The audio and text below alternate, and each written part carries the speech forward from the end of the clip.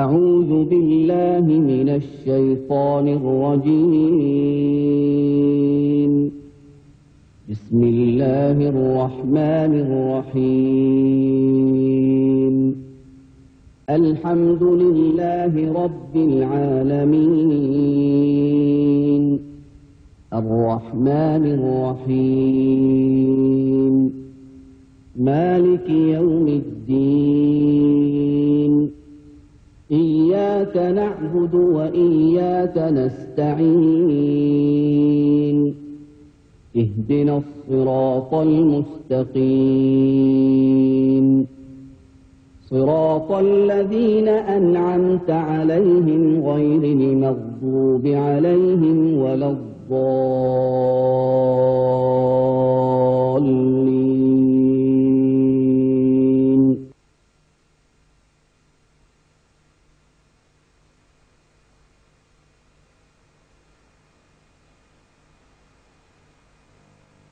وما كان هذا القرآن أن يفترى من دون الله ولكن تصديق الذي بين يديه وتفصيل الكتاب لا ريب فيه من رب العالمين. அல்லாஹ் இஸ்லாமியர்கள் மட்டும் வணங்கும் கடவுள் அன்று, மாறாக கிறிஸ்தவர்கள் கூறும் யெகோவாவும் இந்துக்கள் கூறும் கடவுளும் மற்ற சமுதாய மக்கள் வணங்கும் கடவுளும் அல்லாஹுதான்.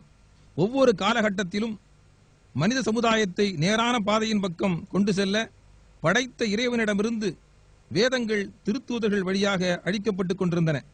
கிறிஸ்தவ வருடம் 7வது நூற்றாண்டில் வேதங்களின் இறுதி நாள் வரை உள்ள மனிதர்களுக்கு அளிக்கப்பட்ட வேதம்தான் திருக்குர்ஆன் ஆகும்.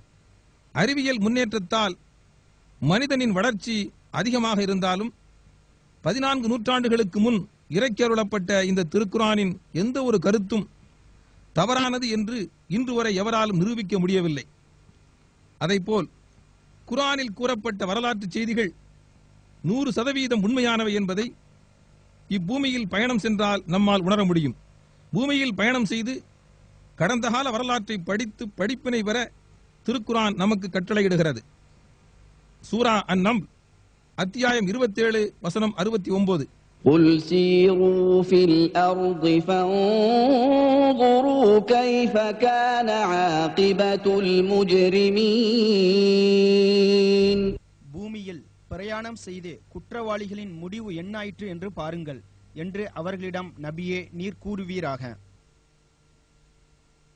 திருக்குர்ஆனில் கூறப்பட்ட கட்டளையின் உணர்வு துண்டுதலால் நாங்கள் மேற்கொண்ட பயணத்தில் எங்களால் பார்க்க முடிந்த வயலாற்று உண்மைகளைத்தான் நீங்கள் காண இருக்கீர்கள். ஆதம் அலைஹிஸ்ஸலாம் முதல் முஹம்மது நபி ஸல்லல்லாஹு அலைஹி வஸல்லம் வரையுள்ள வரலாற்று நிகழ்ச்சிகள் கால வரிசையின்படி நாங்கள் தொகுத்துள்ளோம். இதற்காக நாங்கள் Saudi Arabia, Egypt, Jordan, Oman, UAE, Iran, Armenia, Soviet Georgia, Turkey, Lebanon, Iraq, Kurdistan, Yemen ஆகிய நாடுகளில் பாலைவனங்கள், மலைகள், கடல் மற்றும் பட்டணங்களும் சிறு சிறு ஊர்களும் சுற்றி பல பல காட்சிகள் உங்களுக்கு முன் உங்கள் பார்வைக்காக வைக்கிறேன். ஆதம் அலைஹிஸ்ஸலாம் பல கோடி உயிரினங்களிலிருந்து வேறுபட்டு பகுத்தறிவுடன் இறைவனால் சொர்க்கத்தில் படைக்கப்பட்டு இவ்வுலகத்திற்கு அனுப்பி வைக்கப்பட்ட படைப்புதான் மனிதன். மக்காவிலிருந்து சிறிது தூரத்தில் உள்ள அரபாவிலே ஜபலுர் ரஹ்மா என்ற இந்த மலையில்தான் மனித இனத்தின் ஆதிபிதா ஆதம் அலைஹிஸ்ஸலாம் அவர்களும் ஆதித்தாய் ஹவ்வா அலைஹிஸ்ஸலாமும் இவ்வுலகில் முதலாக சந்தித்துக் கொண்டார்கள் என்பது கருத்தாகும்.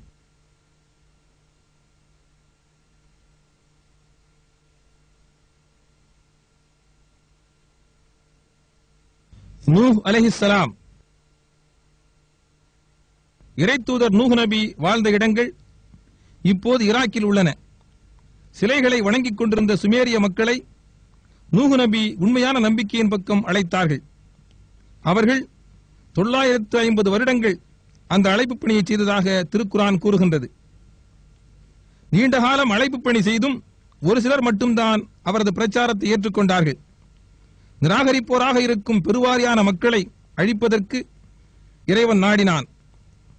மரப்பலகைகளை ஒன்று சேர்த்து ஒரு கப்பல் செய்யும்படியும் விசுவாசம் கொண்டவர்களையும் அனைத்து ஜீவராசிகள் அழியாமல் இருப்பதற்கு அவற்றின் இணைகளையும் அக்கப்பல் ஏற்றும்படி அல்லாஹ் கட்டளை பிறப்பித்தான்.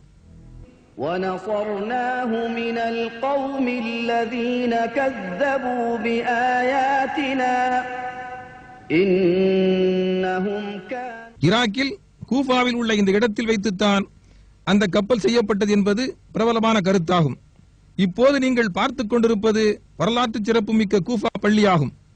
வானம் பேய்மழை பொழிந்தது. பூமியில் ஆங்காங்கே நீர் ஊற்றுக்கள் பீரிட்டு எழுந்தன. தண்ணீர் ஆயிரக்கணக்கான அடிகள் உயரத்தில் வெள்ளமாக உருவாகியது. இறை உண்மையை நிராகரிப்போர் அவ்வெள்ளத்தில் மூழ்கி பிணங்களாக மிதந்தனர். ஒரு சில நாட்களுக்கு பின் வெள்ளம் வடியத் தொடங்கியது. நம்பிக்கையாளர்களையும் ஜீவராசிகளையும் சுமந்து பயணம் செய்த நூஹ் நபியின் கப்பல் ஜூதிமலை உச்சியில் சென்று நின்றதாக திருக்குரான் 11வது அத்தியாயம் ஹூத் வசனம் 44 அல்லாஹ் கூறுகிறான். وَقِيلَ يَا أَرْضُ ابْلَعِي مَاءَكِ وَيَا سَمَاءُ أَقْلِعِي وَغِيضَ الْمَاءُ وَقُضِيَ الْأَمْرُ وَاسْتَوَتْ عَلَى الْجُودِيِّ وَقِيلَ بُعْدًا لِلْقَوْمِ الظَّالِمِينَ. பின்னர் பூமியே நீ உன் நீரை விழுங்கிவிடு, வானமே மழையை நிறுத்திக்கொள் என்று சொல்லப்பட்டது. நீரும் குறைக்கப்பட்டது. இதற்குள் நிராகரித்தோர் நீரில் மூழ்கி அவர்கள் காரியமும் முடிந்துவிட்டது. கப்பல் ஜூதி மலையின் மீது தங்கியது. அநியாயம் செய்த மக்களுக்கு இத்தகைய அழிவுதான் என்று கூறப்பட்டது. நூஹ் நபியின் கப்பல் சென்று தங்கிய மலைப்பகுதி துருக்கி நாட்டில் குர்திஸ்தான் என்னும் நகரத்தின் வடக்கு பகுதியிலிருந்து பார்க்கும் பொழுது 6800 அடி உயரத்தில் உள்ளது. துருக்கியின் கிழக்கு பகுதியில் ஆர்மேனியா எல்லைக்கு சமீபத்தில் இருக்கின்ற பனி மூடியுள்ள இந்த மலைப்பகுதியிலிருந்து 300 கிலோமீட்டர் தொலைவில் தான் ஜூதிமலை அமைந்துள்ளது. وَنَصَرْنَاهُ مِنَ الْقَوْمِ الَّذِينَ كَذَّبُوا بِآيَاتِنَا إِنَّهُمْ كَانُوا قَوْمَ سَوْءٍ فَأَغْرَقْنَاهُمْ أَجْمَعِينَ. ஆது சமுதாயத்தினரும் ஹூத் நபியும்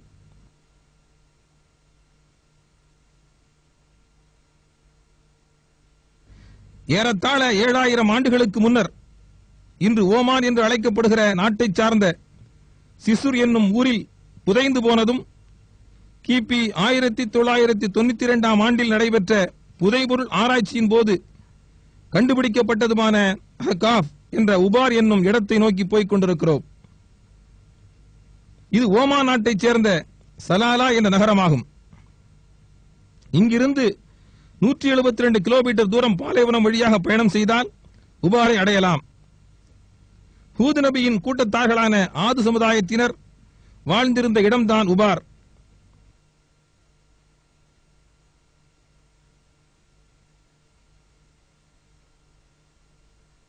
மணல் குன்றுகளை தோண்டிய பொழுது கண்டுபிடிக்கப்பட்ட சிதிலங்களைத்தான் நீங்கள் பார்த்துக் கொண்டிருக்கிறீர்கள். திருக்குரான் ஹூத் அத்தியாயம் வசனம் 50 அல்லாஹ் கூறுகிறான். وَإِلَى عَادٍ أَخَاهُمْ هُودًا قَالَ يَا قَوْمِ اعْبُدُوا اللَّهَ مَا لَكُمْ مِنْ إِلَٰهٍ غَيْرُهُ إِنْ أَنْتُمْ إِلَّا مُفْتَرُونَ. ஆது சமூகத்தாரிடம் அவர்களுடைய சகோதரர் ஹூதை நம் தூதராக அனுப்பி வைத்தோம். அவர் சொன்னார், என்னுடைய சமூகத்தாரே, அல்லாஹுவே நீங்கள் வணங்குங்கள். அவனன்றி வேறு இறைவன் உங்களுக்கு இல்லை. நீங்கள் பொய்யர்களாகவே தவிர வேறில்லை.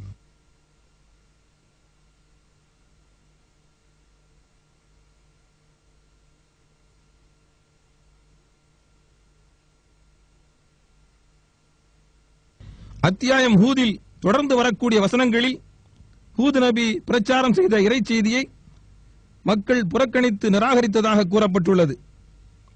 ஆது சமுதாயத்தினருக்கு தண்ணீரை சுபிட்சமாக கொடுத்தான். இது அவர்கள் அன்று பயன்படுத்திய ஒரு கிணறாகும். இக்கிணற்றில் இப்பொழுதும் தண்ணீர் சுபிட்சமாக நிறைந்துள்ளது. திருக்குரானின் அத்தியாயம் அல் ஃபஜ்ர் 89வது அத்தியாயம் 6 முதல் 8 வரை உள்ள வசனங்களில் அல்லாஹ் கூறுகிறான், ألم تر كيف فعل ربك بعاد إرم ذات العماد التي لم يخلق مثلها في البلاد. உம்முடைய இறைவன் ஆது கூட்டத்தை என்ன செய்தான் என்பதை நீர் பார்க்கவில்லையா? அவர்கள் தூண்களுடைய இரம் நகர வாசிகள். அவர்கள் போன்ற ஒரு சமுதாயம் எந்த நாடுகளிலும் படைக்கப்படவில்லை. இது மேற்குறித்த தூண்களின் சிதிலமடைந்த ஒரு மாதிரியாகும். كذبت عاد فكيف كان عذابي ونذر إنا أرسلنا ஆது கூட்டத்தினர் பயன்படுத்திய பொருட்கள் صرصرا في يوم نحس مستمر تنزع الناس كأنهم أعجاز نخل منقعر கல்லில் செய்த நாணயங்கள் في هذه الدنيا لعنة ويوم القيامة ألا إن عادا குங்கிலிய மரம் அந்த காலத்தில் சாம்பிராணி மரங்கள் அதிகமான அளவில் வளர்க்கப்பட்டு அதன் பிசினிலிருந்து வாசனை திரவியங்கள் மற்றும் மருந்துகள் தயாரிக்கப்பட்டு ஏற்றுமதி செய்து செல்வ வளம் பெற்ற ஆது சமுதாயத்தினர் சிலைகளை வணங்கவும் உண்மை நெறியை மறுக்கவும் தொடங்கிய போது ஹூத் நபி அல்லாஹ் வழங்கும் தண்டனையை பற்றி அவர்களுக்கு முன்னெச்சரிக்கை செய்தார். ஆனால் அவர்களோ அதையும் மறுத்துவிட்டார்கள். ஹூத் நபியையும் உண்மையான விசுவாசிகளையும் பாதுகாத்து அல்லாஹ் நிராகரிப்போரை அளித்தான். திருக்குரான் அத்தியாயம் அல்-ஹாக்கா 69 வசனங்கள் 6 மற்றும் 7 அல்லாஹ் கூறுகிறான், وأما عاد فأهلكوا بريح صرصر عاتية سخرها عليهم 7 ليال و8 أيام حسوما فترى القوم فيها صرعى كأنهم أعجاز نخل خاوية. இன்னும் ஆது கூட்டத்தாரோ பேரொளியோடு வேகமாக சுழன்றடித்த கொடுங்காற்றினால் அழிக்கப்பட்டனர். அவர்கள் மீது அதை 7 இரவுகளும் 8 பகல்களும் தொடர்ந்து வீசச் செய்தான். இப்பொழுது உபாரை சுற்றிலும் யாருமற்ற பாலைவனம் மட்டுமே உள்ளது. அன்று வீசிய சூறாவளியினால் குவிக்கப்பட்ட மணல் வெளியில் ஒரு சிறு பகுதி மட்டுமே தோண்டப்பட்டுள்ளது. மணல் பிரதேசங்களான மேலும் அகழ்ந்து ஆராய்ந்தால் உபாரில் அவர்கள் வாழ்ந்த இடங்களில் பல சான்றுகள் கிடைக்கலாம். كفروا ربهم ألا بعدا لعاد قوم هود كذبت عاد فكيف كان عذاب. செல்வச் செழிப்பில் தன்னை மறந்து வாழும் மனித இனமே, வரலாற்றிலிருந்து பாடம் பெறுக. إنا أرسلنا عليهم ريحا صرصرا في يوم. சாலிஹ் நபி சுமார் 5000 வருடங்களுக்கு முன் ஹிஜ்ர் என்ற ஊரில் வாழ்ந்த கோத்திரம்தான் சமூது கூட்டத்தார். அவர்களை நெறிப்படுத்த இறைவனால் அனுப்பப்பட்ட தூதர்தான் சாலிஹ் நபி அலைஹிஸ்ஸலாம். சவுதி அரேபியாவில் உள்ள மதாயின சாலிஹ் என்ற இடத்தில் பெரும் பாறைகளை குடைந்து அவர்கள் நிர்மாணித்த குகை வீடுகள் இப்பொழுதும் உள்ளன. மதீனாவில் இருந்து 405 கிலோமீட்டர் தொலைவில் வடக்கு திசையில் மதாயின சாலிஹ் உள்ளது. சாலிஹ் நபி அலைஹிஸ்ஸலாத்து வஸ்ஸலாம் அவர்கள் மக்களிடம் கூறினார்கள். அதை அல்லாஹ் குறிப்பிடுகிறான். அத்தியாயம் ஹூத் 11வது அத்தியாயம் வசனம் 61. وإلى ثمود أخاهم صالحا قال يا قوم اعبدوا الله ما لكم من إله غيره هو أنشأكم من الأرض واستعمركم فيها هو أنشأكم من الأرض واستعمركم فيها فاستغفروه ثم توبوا إليه إن ربي قريب مجيب. எனவே அந்த சமூகத்தினரை அடியுடன் சாய்ந்துவிட்ட ஈச்ச மரங்களைப் போல் பூமியில் விழுந்து கிடப்பதை அக்காலை நீர் இருந்திருந்தால் பார்ப்பேன். இன்னும் சமூது கூட்டத்தினரின்பால் அவர்கள் சகோதரர் சாலிகை நாம் தூதராக அனுப்பினோம். அவர் சொன்னார், என் சமூகத்தாரே, அல்லாஹுவையே நீங்கள் வணங்குங்கள். அவனைத் தவிர உங்களுக்கு வேறு நாயன் இல்லை. அவனே உங்களை பூமியில் இருந்து உண்டாக்கி அதிலே உங்களை வசிக்கவும் வைத்தான். எனவே அவனிடமே பிழை பொறுக்க தேடுங்கள். இன்னும் தௌபா செய்து அவன் பக்கமே மீளுங்கள். நிச்சயமாக என் இறைவன் உங்களுக்கு மிக அருகில் இருக்கின்றான், நம் பிரார்த்தனைகளையும் ஏற்பவனாகவும் இருக்கின்றான். மேலும் அத்தியாயம் 15 அல் ஹிஜ்ர் வசனம் 82. وَكَانُوا يَنْحِتُونَ مِنَ الْجِبَالِ بُيُوتًا آمِنِينَ. அச்சமற்று பாதுகாப்பாக வாழலாம் என கருதி அவர்கள் மலைகளை குடைந்து வீடுகளை அமைத்துக் கொண்டார்கள். மேலும் அல்லாஹ் கூறுகிறான், அத்தியாயம் அல் ஃபஜ்ர் 89வது அத்தியாயம் வசனம் 9. وَثَمُودَ الَّذِينَ جَابُوا الصَّخْرَ بِالْوَادِ. பள்ளத்தாக்குகளிலும் பாறைகளை குடைந்து வசித்து வந்த சமூது கூட்டத்தையும் என்ன செய்தான் என்று பார்க்கவில்லையா? அவர்களுடைய பொதுக்கிணறு எம்பெருமானார் முஹம்மது நபி ஸல்லல்லாஹு அலைஹி வஸல்லம் அவர்கள் தங்களது தோழர்களுடன் தபூக் என்னும் இடத்திற்கு ஒருமுறை பயணம் மேற்கொண்ட போது இவ்விடத்தை கடந்து சென்றார்கள். அப்பொழுது அல்லாஹ்வின் தண்டனை இறக்கப்பட்ட இடம் இது என்று தோழர்களிடம் நினைவு கூர்ந்தார்கள். இப்பொழுது நீங்கள் பார்த்துக் கொண்டிருப்பது பொது நிகழ்ச்சிகளுக்கு சமூது கூட்டத்தினர் பயன்படுத்திய அரங்கம்.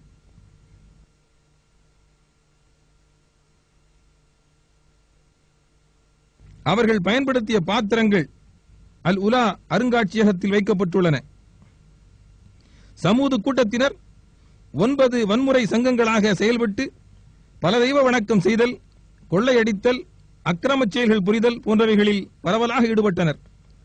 அப்பொழுது அல்லாஹ் அதிசயமான உருவத்துடன் ஒரு ஒட்டகத்தை படைத்து அவர்களிடையே நடக்கச் செய்தான். அவ்வொட்டகத்தை எந்த ஒரு துன்பமும் செய்யாமல் இருக்கும்படி அல்லாஹ் அவர்களுக்கு கட்டளையிட்டார். அல்லாஹ் அனுப்பிய ஒட்டகம் தண்ணீர் குடித்த இடம் இது. அவர்கள் இறை ஆணைக்கு சவால் விட்டு அந்த ஒட்டகத்தை அறுத்து விட்டார்கள். அந்த பெரும்பாவம் இந்த இடத்தில் தான் நிகழ்ந்தது. அதிகாலை நேரத்தில் அல்லாஹுவின் தண்டனை அவர்களை தாக்கியது.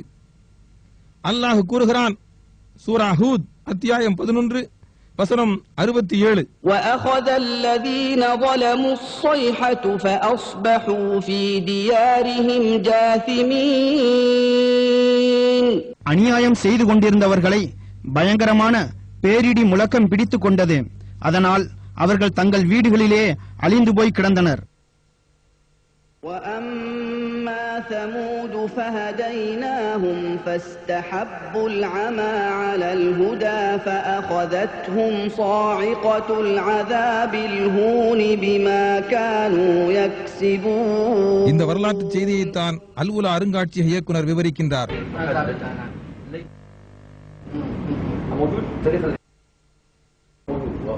ثمود ممكن هذا الصيحة زلزل في هذا المكان عندنا؟ هذا أنت لو أتيت إلى القريبة ஆடம்பரமான இவ்வுலக வாழ்வில் தன்னை மறந்த மனிதர்களே, அரண்மனையைப் போன்ற உங்களது வீடுகள் உங்கள் மீது இடிந்து விழச் செய்வதற்கு உம்மை படைத்த அல்லாஹுவுக்கு மிக எளிதான செயல் என்பதை நினைவில் வைத்துக் கொள்ளுங்கள். தெற்கு சீனாவில் சாலிஹ் நபியின் கல்லறை.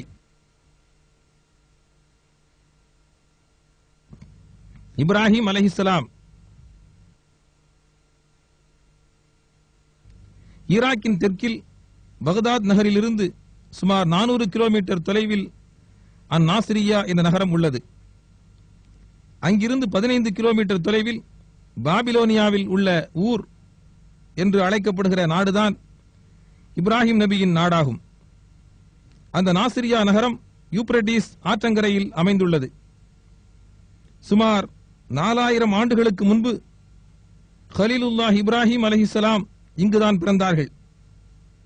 இறைத்தோழர் என்ற சிறப்பினை பெற்ற இந்த நபியின் உறுதியான இறை நம்பிக்கை திருக்குரானில் பல இடங்களில் கூறப்பட்டுள்ளது. وَإِذْ قَالَ إِبْرَاهِيمُ لِأَبِيهِ آزَرَ أَتَتَّخِذُ أَصْنَامًا آلِهَةً. இப்பொழுது நீங்கள் காண்பது இப்ராஹிம் நபி அவர்களின் வீடாகும். திருக்குரானில் 69 இடங்களில் இவரது பெயர் இறைவனால் குறிப்பிடப்பட்டுள்ளது. இப்ராஹிம் நபியின் சமுதாயத்தினர் அவ்வூரை சந்திர தேவன் காத்து வருவதாக நம்பினார்கள். அவ்வூரில் சந்திரனுக்கு ஒரு கோயில் கட்டினான் நம்ரூத் மன்னன். இதுதான் நம்ரூத் மன்னன் கட்டிய கோயில்.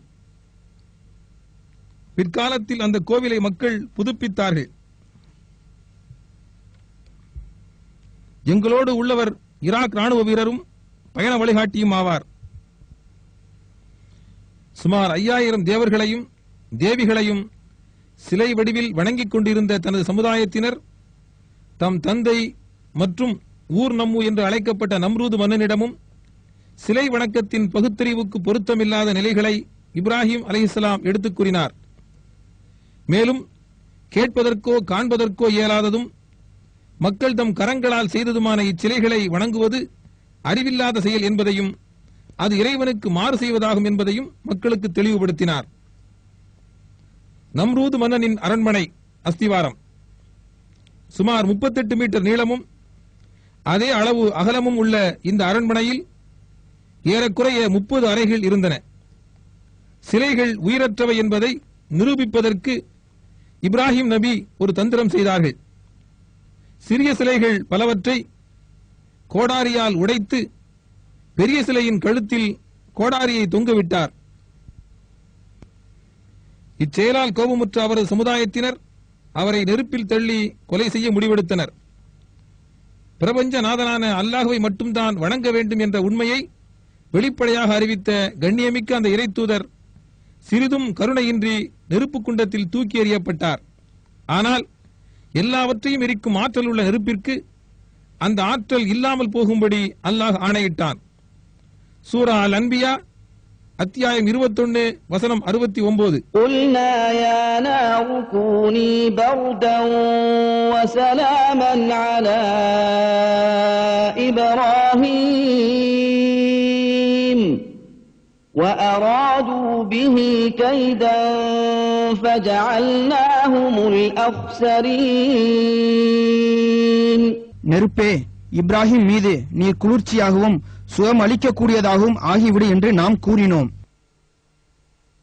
وَكَذَلِكَ نُرِي إِبْرَاهِيمَ مَلَكُوتَ السَّمَاوَاتِ وَالْأَرْضِ وَلِيَكُونَ مِنَ الْمُوقِنِينَ.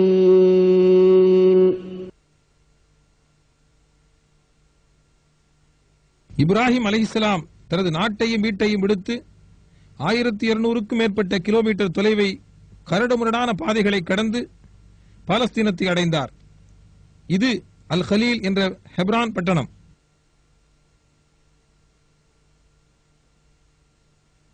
இப்ராஹிம் அலைஹிஸ்ஸலாமின் அடக்க ஸ்தலம் அல் கலீல் என்ற இந்த பள்ளிவாசலுக்கு அருகில் தான் உள்ளது. இப்ராஹிம் அலைஹிஸ்ஸலாம் அவர்களின் முதுமை காலத்தில் அவர்களுக்கு ஒரு மகன் பிறக்கிறார். அந்த மகனையும் மனைவி ஹாஜராவையும் பாலஸ்தீனத்திலிருந்து 1500 கிலோமீட்டர் தூரத்தில் உள்ள அரேபியாவில் மக்கள் நடமாட்டமே இல்லாத மக்காவில் விட்டுவிட்டு திரும்பி வருமாறு அல்லாஹ் அவருக்கு கட்டளையிட்டான். வறட்சிமிக்க மக்காவின் பள்ளத்தாக்குகளில் அதிர்ச்சியோடு சஃபா மர்வா குன்றுகளுக்கு இடையில் தண்ணீரை தேடி தவித்து வாடி அங்கும் இங்கும் ஹாஜரா அலைந்தார். இந்த வரலாற்று நிகழ்ச்சியின் ஆவேச உணர்வால் எழுந்த நினைவை நிலைநாட்ட இன்றும் ஹஜ்ஜிலும் உம்ராவிலும் ஹாஜிமார்கள் அந்த இடத்தில் வேகமாக நடந்து வருகிறார்கள். வறட்சிமிக்க மனித நடமாட்டம் இல்லாத மக்காவில் தனியாக விட்டுச் சென்ற கைக்குழந்தை தாகத்தை தாங்க முடியாமல் கால்களை உதைத்து அழுதபோது அவ்விடத்தில் ஜம்சம் என்ற நீர் ஊற்று பீரிட்டு கிளம்பியது.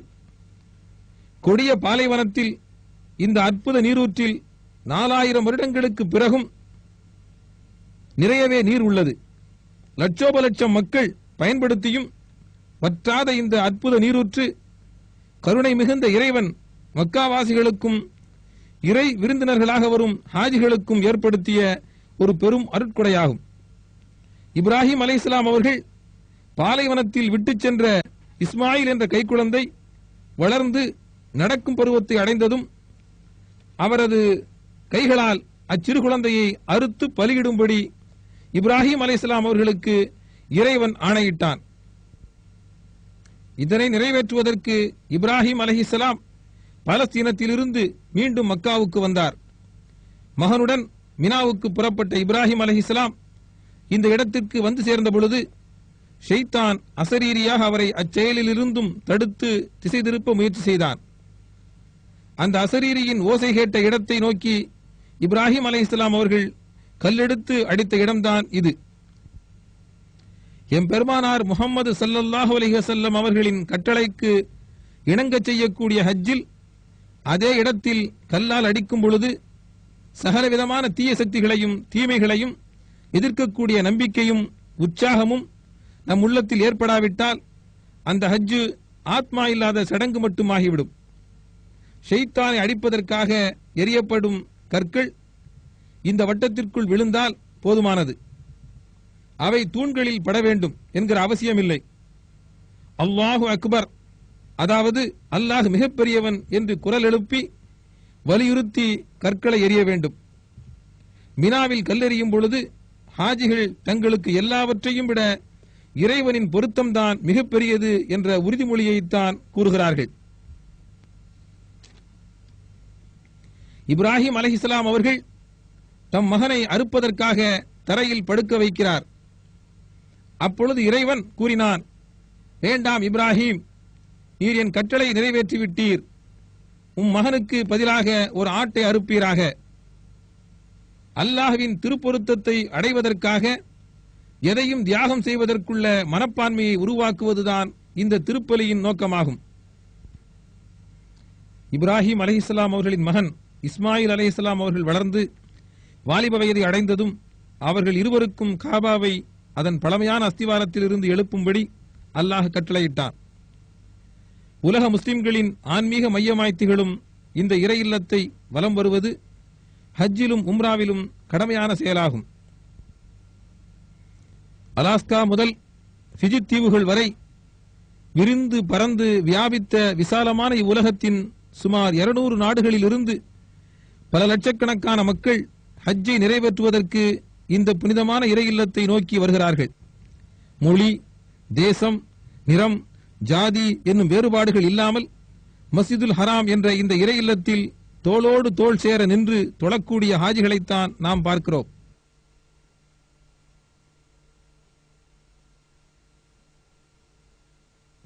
லூத் அலைஹிஸ்ஸலாம் அவர்களும் சாவுக்கடலும்.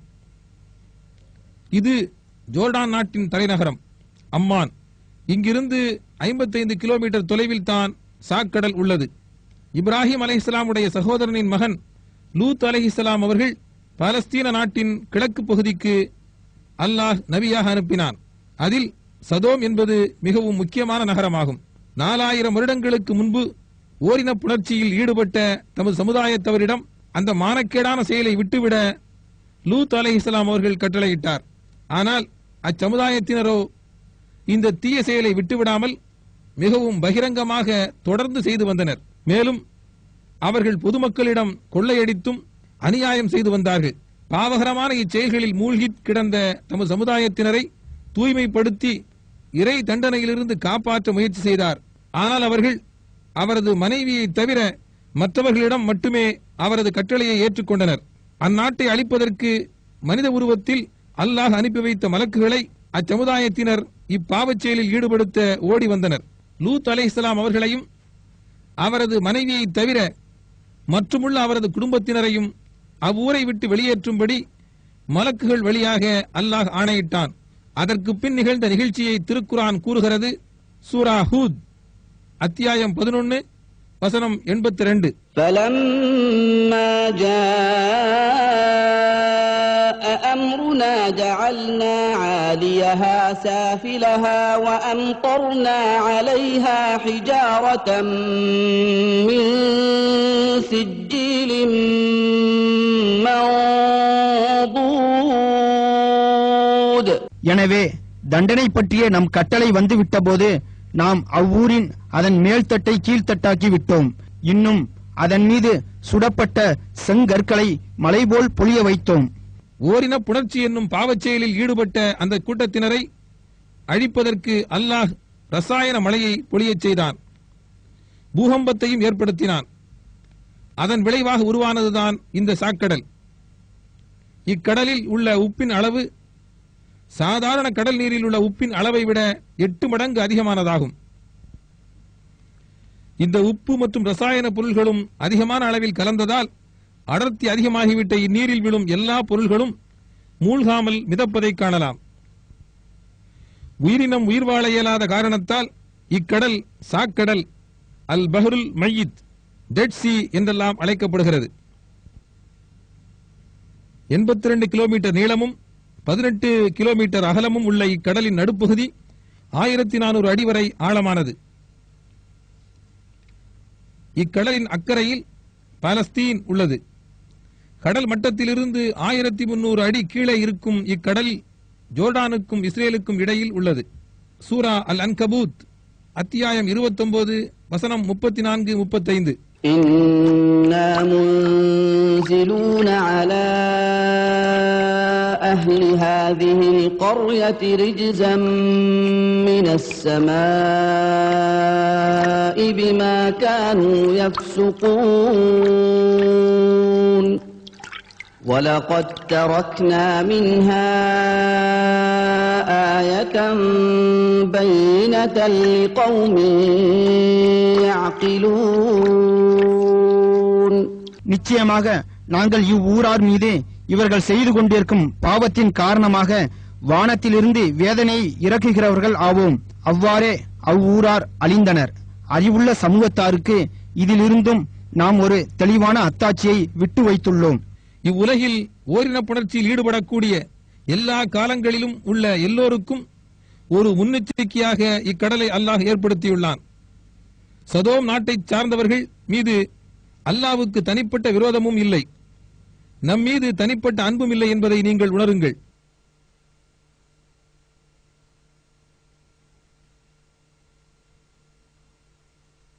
யூசுப் அலைஹிஸ்ஸலாம் قال تزرعون 7 سنين دأبا فما حصدتم فذروه في سنبله. யாக்கூப் அலைஹிஸ்ஸலாம் அல்லது இஸ்ராயில் என்னும் திருத்தூதரின் மகன்தான் யூசுப் அலைஹிஸ்ஸலாம் அவர்கள். அவர்கள் எகிப்தில் ஆட்சி செய்தார்கள். அக்காலத்தில் 1000 நாட்கள் வேலை செய்து நைல் நதிக்கு ஒரு கிளை நதியை ஏற்படுத்தினார்கள். அதற்கு நகர யூசுஃபின் நதி என்று பெயர். 1000 நாட்கள் என்று பொருள்படும் அல்ஃப் யௌம் என்ற அரபு சொல் பேச்சு வழக்கில் உச்சரிக்கப்பட்டு அல்ஃபயூம் என்று ஆகிவிட்டது. இப்பொழுது நகர யூசுப் நதி ஓடிக்கொண்டிருக்கும் பகுதியைத்தான் அல்ஃபயூம் என்று அழைக்கிறார்கள். இந்நதியினால் அப்பகுதி முழுவதும் செழிப்பாக உள்ளது. இது எகிப்தின் தலைநகரம் கெய்ரோவிலிருந்து 80 கிலோமீட்டர் தொலைவில் தென்மேற்கு திசையில் உள்ளது. ஷுஐப் அலைஹிஸ்ஸலாம் ஜோர்டான் தலைநகரமான அம்மானிலிருந்து 135 கிலோமீட்டர் தொலைவில் உள்ள மதியன் என்ற பகுதிக்கு செல்லும் வழிதான் இது. அளவிலும் எடையிலும் மோசடி செய்யும் மதியன் வாசிகளை சீர்திருத்த இறைவனால் அனுப்பப்பட்ட தூதர்தான் ஷுஐப் அலைஹிஸ்ஸலாம் அவர்கள் ஆவார்.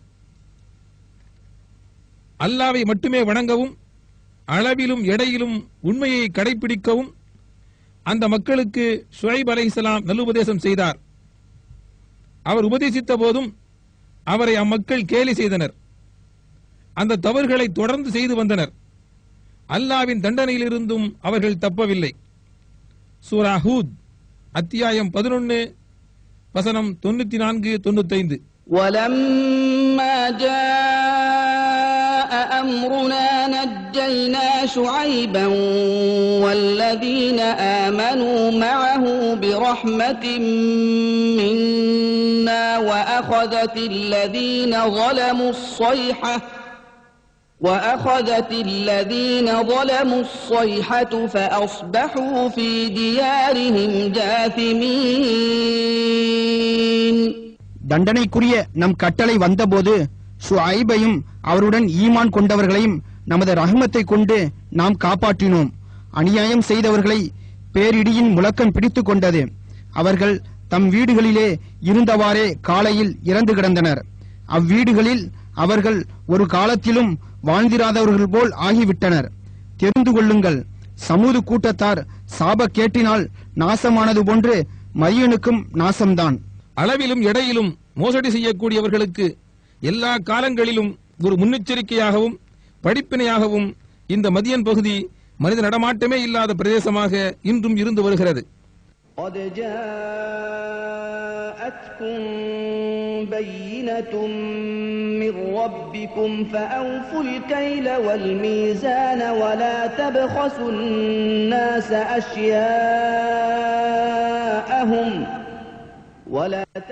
ஜோர்டானில் சல்த் என்ற பகுதிக்கு அருகாமையில் ஷுஐப் அலைஹிஸ்ஸலாம் அவர்களை அல்லாஹ் அந்த தண்டனையிலிருந்து பாதுகாத்து அனுப்பி வைத்தான். அவரது கல்லறை இந்த பள்ளிவாசலுக்கு அருகில் தான் உள்ளது.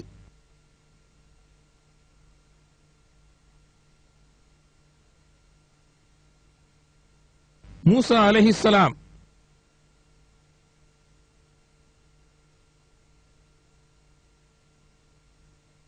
மூசா அலைஹிஸ்ஸலாம் 3200 வருடங்களுக்கு முன் எகிப்தில் பிறந்தார்கள். ஃபிரௌன் என்ற கொடுங்கோலன் இஸ்ராயேல் வம்சத்தில் பிறக்கின்ற எல்லா ஆண் குழந்தைகளையும் கொலை செய்ய உத்தரவிட்ட காலத்தில் தான் அவர் பிறந்தார். மூசா அலைஹிஸ்ஸலாம் பிறந்தவுடன் அவரை பெட்டியில் வைத்து நைல் நதியில் விட்டுவிடும்படி அல்லாஹ் கட்டளையிட்டான். இப்பொழுது நைல் நதியை கெய்ரோ நகரத்தில் இருந்து நீங்கள் பார்த்துக் கொண்டிருக்கிறீர்கள். நைல் நதியில் மிதந்து வந்த பெட்டியில் உள்ள குழந்தையை ஃபிரௌனின் மனைவி ஆசியா கண்டெடுத்து ஃபிரௌனின் அரண்மனைக்கு கொண்டு சென்றார். அக்குழந்தை இஸ்ராயேல் வம்சத்தைச் சேர்ந்தது என்ற காரணத்தினால் ஃபிரௌன் அக்குழந்தையை கொலை செய்ய முயற்சி செய்தான். ஆனால் தன் மனைவி ஆசியாவின் நிர்பந்தத்துக்கு இணங்கி கொலை செய்யும் எண்ணத்தை விட்டுவிடுகிறான். அக்குழந்தைக்கு பால் கொடுப்பதற்காக செவிலித்தா என்ற முறையில் ஃபிரௌனுக்கு தெரியாமல் அதன் சொந்த தாயிடத்தில் ஒப்படைத்தார்கள். மூசா அலைஹிஸ்ஸலாம் ஃபிரௌன் அரண்மனையிலே வளர்ந்து வாலிபமடைந்தார். ஒரு நாள் கிபுத்தி என்னும் வலிமைமிக்க அக்கிரமக்காரனின் கொடுமையிலிருந்தும் அப்பாவியான ஒரு இஸ்ரவேலரை காப்பதற்காக மூசா அந்த கிபுத்தியை தாக்கிய போது அவன் இறந்து விடுகிறான். அவனை கொல்வது மூசாவின் நோக்கமல்ல. ஆனால் கொலைப்பழி அவர் மீது சாட்டப்பட்டதால் அவரை ஃபிரௌனின் படையினர் தேட ஆரம்பித்தனர். இதனை அறிந்ததும் அவர் அந்த இடத்தை விட்டு தப்பிச் சென்று விட்டார். சினாய் மலைப்பகுதிகளையும் இஸ்ராயேலில் உள்ள ரெக்கேவ் பாலைவனத்தையும் கடந்து பல மைல் தூரம் தனித்து நடந்து மதியன் என்ற இடத்தை சென்றடைந்தார். அதற்கு பின் நடைபெற்ற நிகழ்ச்சியை திருக்குர்ஆன் கூறுகிறது. சூரா அல் கசஸ் அத்தியாயம் 28 வசனம் 23. وَلَمَّا وَرَدَ مَاءَ مَدْيَنَ وَجَدَ عَلَيْهِ أُمَّةً مِّنَ النَّاسِ يَسْقُونَ وَوَجَدَ مِن دُونِهِمُ امْرَأَتَيْنِ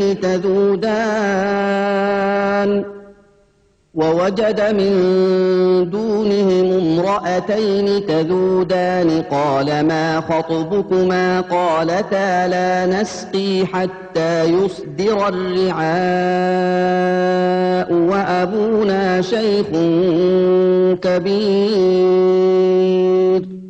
இன்னும் அவர் மதியன் நாட்டு தண்ணீர் துறையின் அருகே வந்தபோது அவ்விடத்தில் ஒரு கூட்டத்தினர் தம் கால்நடைகளுக்கு தண்ணீர் புகட்டிக் கொண்டிருந்ததை கண்டார். அவர்களை தவிர பெண்கள் இருவர் தங்கள் ஆடுகளுக்கு தண்ணீர் புகட்டாது ஒதுங்கி நிற்பதை கண்டார். உங்கள் இருவரின் விஷயம் என்ன என்று அப்பெண்களிடம் அவர் கேட்டார். அதற்கு இம்மேய்ப்பாளர்கள் தண்ணீர் புகட்டிவிட்டு விலகும் வரை நாங்கள் எங்கள் ஆடுகளுக்கு தண்ணீர் புகட்ட முடியாது. மேலும் எங்கள் தந்தை வயது முதிர்ந்தவர் என்று அவ்விருவரும் கூறினார்கள். அந்த கூட்டத்தில் நுழைந்த மூசா தண்ணீர் இறைத்து அப்பெண்களின் ஆடுகளுக்கு தண்ணீரை புகட்டினார். இதுதான் குர்ஆனிலே கூறப்பட்ட மதியன் என்ற இடத்தில் உள்ள தண்ணீர் இருந்த இடமாகும். சூரா அல் கசஸ் அத்தியாயம் 28 வசனம் 24. فسقى لهما ثم تولى إلى الظل فقال رب إني لما أنزلت إلي من خير فقير. ஆகையால் அவ்விருவருக்குமாக அவர் ஆட்டு மந்தைக்கு தண்ணீர் புகட்டினார். பிறகு அவர் நிழலில் ஒதுங்கி, என் இறைவா, நீ எனக்கு இறக்கி அருளும் நல்லவற்றின்பால் நிச்சயமாக நான் தேவையுள்ளவனாக இருக்கிறேன் என்று கூறினார்.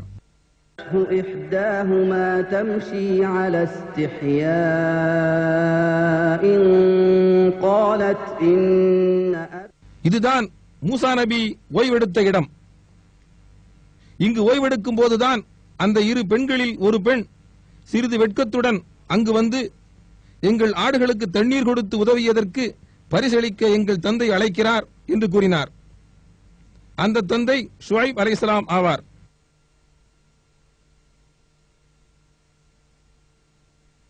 அவரது வீடு இந்த மலைக்கு மறுபுறத்தில் இருந்தது.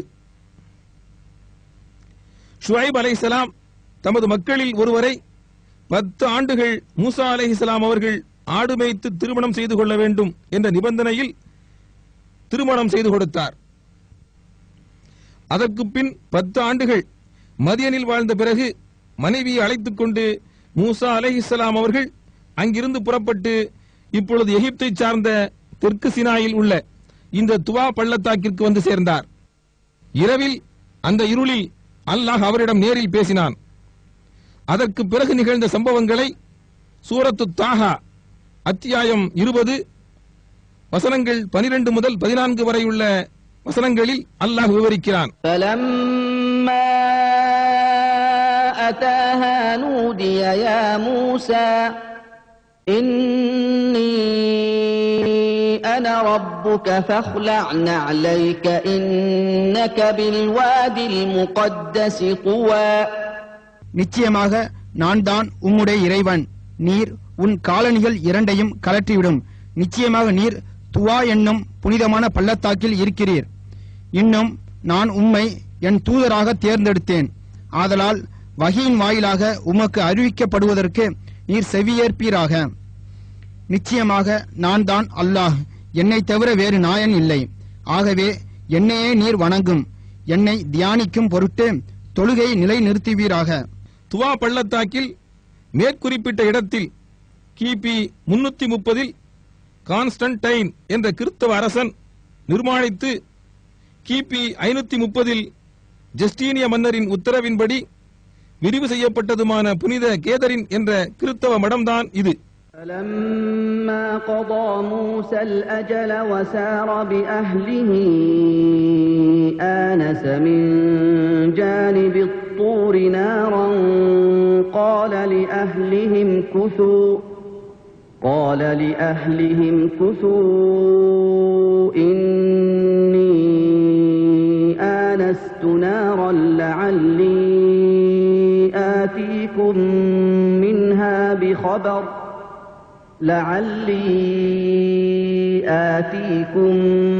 منها بخبر أو جذوة من النار لعلكم تصطلون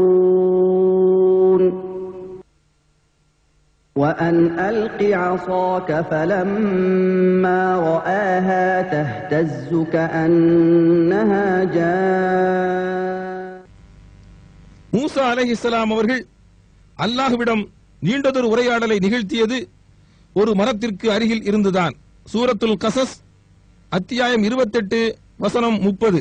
فلما أتاها نودي من شاطئ الوادي الأيمن في البقعة المباركة من الشجرة أن يا موسى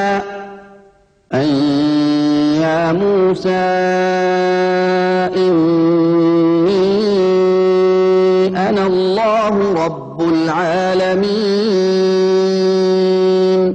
அவர் நெருப்பின் அருகே வந்தபோது அங்குள்ள பாக்கியம் பெற்ற அப்பள்ளத்தாக்கில் உள்ள ஓடையின் வலப்பக்கத்தில் ஒரு மரத்திலிருந்து, மூசாவே, நிச்சயமாக நானே அகிலத்தார்க்கெல்லாம் இறைவனாகி அல்லாஹ் என்று கூப்பிடப்பட்டார். அல்லாஹ்வின் பேரொலி எழுந்த இடத்தில் இருந்த அந்த மரத்தின் தொடர்ச்சியாக ஒரு மரத்தை இப்பொழுதும் காணலாம். நெருப்பின் ஜுவாலைகள் வெளிப்பட்டதால் இந்த மரம் பர்னிங் புஷ் என்று பெயர் பெற்றது. கிறித்தவர்கள் கட்டிய இந்த புனித கேத்தரின் வளாகத்திற்கு பாதுகாப்பு அளித்து முஹம்மது ஸல்லல்லாஹு அலைஹி வஸல்லம் அவர்கள் ஹிஜ்ரி 6ஆம் வருடத்தில் ஒரு கடிதம் அனுப்புகிறார்கள். பெருமானாரின் பரந்த மனப்பான்மையும் இதர சமுதாயத்தினரிடம் அவர்கள் காட்டிய தாராள தன்மையும் அக்கடிதம் எடுத்து காட்டுகிறது. அதன் பிறகு அவரது சகோதரராகிய ஹாரூன் அலைஹிஸ்ஸலாம் அவர்களையும் அழைத்துக் கொண்டு ஃபிரௌனை சந்திக்க செல்லும்படி அல்லாஹ் கட்டளையிட்டான். அவர்கள், நாங்கள் உலக இரட்சகனான அல்லாஹுவின் திருத்தூதர்கள், அதனால் அல்லாஹுவை நீ ஏற்றுக்கொள், இஸ்ராயேல் சந்ததியினரை எங்களுடன் அனுப்பிவை என்று ஃபிரௌனிடம் கூறினார்கள். இஸ்ராயேலர்களை ஃபிரௌனிடமே இருக்கும்படி விட்டுவிட்டால் அவர்களை ஓரிரை கொள்கையினை ஏற்றுக்கொள்பவர்களாக மாற்ற முடியாது, நான் தான் இறைவன் என்று வாதாடும் ஃபிரௌன் உலக இரட்சகனான அல்லாஹுவை இறைவனாக ஏற்றுக்கொண்டதில்லை. மேலும் இஸ்ராயேலர்களை கொடுமைப்படுத்தி கஷ்டமான வேலைகளை செய்ய வைத்து அவர்களை அடிமைத்தனத்திலிருந்தும் விடுதலை செய்யாமல் வேதனை செய்தான்.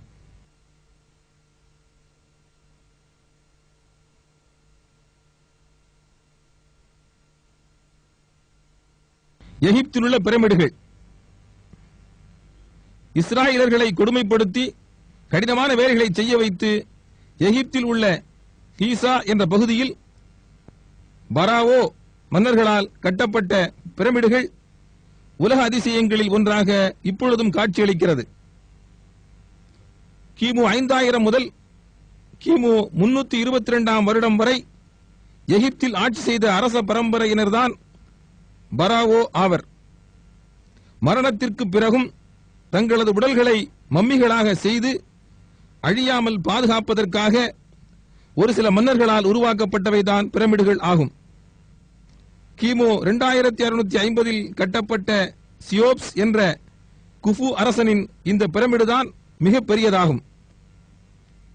இது சராசரியாக 2100 கிலோ எடையுள்ள 23 லட்சம் கற்களை கொண்டு கட்டப்பட்டுள்ளது. இதன் உயரம் 147 மீட்டர்கள் ஆகும். இதை கட்டுவதற்கு 3 லட்சம் தொழிலாளர்கள் 20 ஆண்டுகள் மிக கடினமாக வேலையில் ஈடுபடுத்தப்பட்டார்கள். கனம் தூக்கும் கிரேன்கள் இல்லாத அந்த காலத்தில் இக்கற்களை அந்த உயரத்துக்கு கொண்டு செல்வதற்கு தொழிலாளர்கள் எவ்வளவு கஷ்டப்பட்டிருப்பார்கள் என்பதை நினைத்து பாருங்கள்.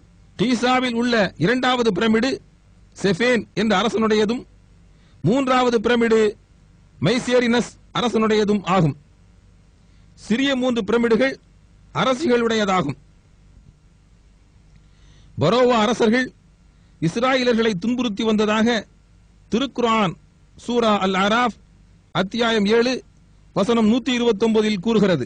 قالوا أوذينا من قبل أن تأتينا ومن بعد ما جئتنا قال عسى ربكم أن يهلك عدوكم ويستخلفكم في الأرض فينظر كيف تعملون. நீர் எங்களிடம் வருவதற்கு முன்னரும் துன்பப்பட்டோம், நீர் வந்த பின்னரும் துன்பப்படுகிறோம் என்று அவர்கள் கூறினார்கள். அதற்கவர் கூறினார், உங்கள் இறைவன் உங்களுடைய பகைவர்களை அழித்து உங்களை பூமியில் பின் தோன்றல்களாக்கி வைக்கக்கூடும். நீங்கள் எவ்வாறு நடந்து கொள்கிறீர்கள் என்பதை அவன் கவனித்துக் கொண்டிருக்கின்றான். ஸ்பிங்ஸ் என்பது ஒரே கல்லில் வடித்த மாபெரும் சிலை. இது கீசாயில் பிரமிடுகளுக்கு அருகில் உள்ளது. இது சிங்கத்தின் உடலும் மனித தலையும் கொண்டது. பல நூற்றாண்டுகள் மணலில் புதைந்திருந்த ஸ்பிங்ஸ் கிபி 1816ஆம் ஆண்டில் கண்டுபிடிக்கப்பட்டது. அரபு மொழியில் இச்சிலையை அபுல் ஹவுல் என்று சொல்லுவார்கள். நைல் நதி கரையின் பாதுகாவலனாக இச்சிலையை மூட நம்பிக்கையாளர்கள் நம்பினார்கள். ஃபிரௌன் பரோவா மன்னர்கள் பயன்படுத்திய பொருட்கள் கெய்ரோவில் உள்ள எகிப்திய அருங்காட்சியகத்தில் வைக்கப்பட்டுள்ளன. நகைகள், தங்கக்கட்டில்,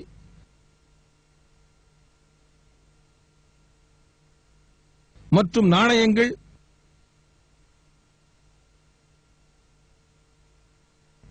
பிரமிடுகளுக்கு உள்ளே இருந்த பரோவா மன்னர்களின் உடல்கள் வைக்கப்பட்டிருந்த மம்மி கூடுகளை பிற்காலத்தில் எகிப்திய அரசு பிரமிடுகளுக்கு உள்ளிருந்து எடுத்து அருங்காட்சியகத்தில் வைத்துள்ளது. இது தங்கத்தால் செய்யப்பட்ட மம்மி கூடாகும்.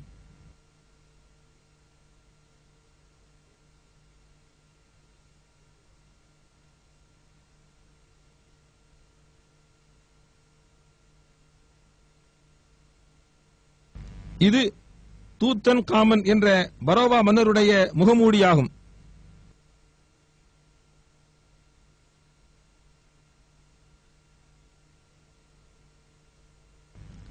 அல்லாஹ்வின் கட்டளைப்படி இஸ்ராயலர்களை ஃபிரௌனுடைய கொடுமையிலிருந்து காப்பாற்ற மூசா அலைஹிஸ்ஸலாம் அவர்கள் முடிவு செய்தார்கள். மூசா அலைஹிஸ்ஸலாம் அவர்களும் ஹாரூன் அலைஹிஸ்ஸலாம் அவர்களும் இரவோடு இரவாக ஆயிரக்கணக்கான இஸ்ராயலர்களை ரகசியமாக எகிப்திலிருந்து அழைத்துச் சென்றனர். இதனை அறிந்த ஃபிரௌன் ஒரு பெரும்படையுடன் அவர்களை பிடிக்க புறப்பட்டான். செங்கடலின் வடக்கு எல்லையில் உள்ள சூயஸ் வளைகுடாவின் வடக்கு எல்லைக்கு 2 கூட்டத்தாரும் சென்று சேர்ந்தனர் என்று வரலாறு கூறுகிறது. வெற்றியை நிர்ணயிக்கக்கூடிய தருணத்தில் அல்லாஹ் மூசா அலைஹிஸ்ஸலாம் அவர்களுக்கு கட்டளையிட்டான். சூரத்து ஷூரா அத்தியாயம் 26 வசனம் 63. فأوحينا إلى موسى أن اضرب بعصاك البحر فانفلق فكان كل فرق كالطود العظيم. உன் கைத்தடியினால் இந்த கடலை நீர் அடியும் என்று மூசாவுக்கு வஹி அறிவித்தோம். அவ்வாறு அடித்ததும் கடல் பிளந்தது. பிளவுண்ட ஒவ்வொரு பகுதியும் பெரும் மலை போன்று ஆகிவிட்டது. அப்பொழுது இரண்டாக பிளந்த சூயஸ் கால்வாயின் பகுதிதான் இது. தண்ணீர் இல்லாமல் வறண்டு போன ஒரு பாதை கால்வாயின் நடுவில் தோன்றியது. அப்பாதையில் இஸ்ராயலர்கள் மறுகரையில் உள்ள சினாய் பகுதிக்கு தப்பிச் சென்றனர். ஃபிரௌனும் அவனது படையினரும் கடலின் நடுவில் தோன்றிய பாதையில் நுழைந்து இஸ்ராயலர்களை பிடிப்பதற்கு ஓடிச் சென்றனர். ஆனால் அவர்கள் பாதையின் நடுவில் சென்று கொண்டிருக்கும் போது அந்த பாதையை அல்லாஹ் மீண்டும் கடலாக மாற்றினான். ஃபிரௌனும் அவனது படையினரும் தண்ணீரில் மூழ்கி இறந்தனர். ஃபிரௌனுடைய பிரேதத்தை ஒரு அத்தாட்சியாக்கி நிலைநிறுத்துவதாக அல் குர்ஆன் கூறுகிறது. சூரா யூனுஸ் அத்தியாயம் 10 வசனம் 92. فَالْيَوْمَ نُنَجِّيكَ بِبَدَنِكَ لِتَكُونَ لِمَنْ خَلْفَكَ آيَةً وَإِنَّ كَثِيرًا مِنَ النَّاسِ عَنْ آيَاتِنَا لَغَافِلُونَ. எனினும் உனக்கு பின்னுள்ளவர்களுக்கு ஓர் அத்தாட்சியாக இன்றைய தினம் நாம் உம் உடலை பாதுகாப்போம். நிச்சயமாக மக்களில் பெரும்பாலோர் நம் அத்தாட்சிகளை பற்றி அலட்சியமாகவே இருக்கின்றார்கள் என்று அவனிடம் கூறப்பட்டது. அல் குர்ஆனில் கூறப்பட்டது உண்மையாகிவிட்டது. 1898 ஆண்டில் கண்டெடுக்கப்பட்ட ஃபிரௌனுடைய இந்த உடல் அருங்காட்சியகத்தின் ராயல் மம்மி ஹாலில் ஒரு கண்ணாடி பெட்டியில் வைக்கப்பட்டுள்ளது. இவ்வுடல் 202 சென்டிமீட்டர் நீளமுள்ளது.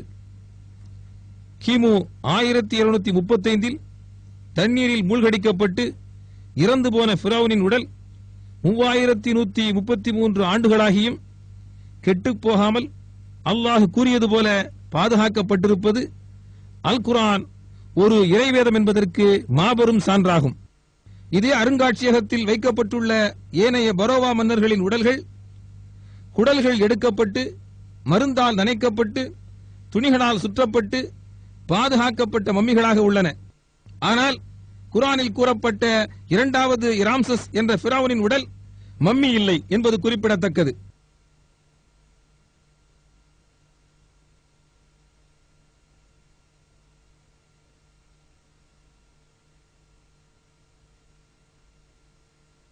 இஸ்ராயலர்கள் உயூனு மூசாவில் ஃபிரௌனுடைய பிடியிலிருந்து தப்பித்த இஸ்ராயலர்கள் மூசா அலைஹிஸ்ஸலாம் ஹாரூன் அலைஹிஸ்ஸலாம் இருவரின் கீழ் சினாயில் தங்கியிருந்த உயூனு மூசா என்ற இடம்தான் இது. புயூனு மூசா என்ற அரபு சொல்லுக்கு மூசா அலைஹிஸ்ஸலாம் அவர்களின் ஊற்றுக்கள் என்று பொருள். இஸ்ராயலர்கள் 12 கோத்திரங்களாக இருந்தனர். ஒருவருக்கொருவர் சண்டையிடாமல் தண்ணீர் பிடித்துக் கொள்வதற்கு தனித்தனி இடங்கள் இருந்தன. அதில் ஒன்றுதான் இந்த கிணறு.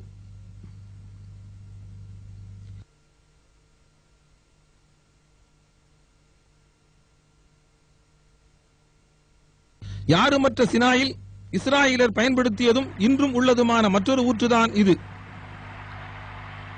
இப்பொழுது நீங்கள் பார்ப்பது ஊற்றின் இடத்தில் சமீப காலத்தில் பொருத்தப்பட்ட ஒரு இருமடி குழாயின் சிறுபகுதி.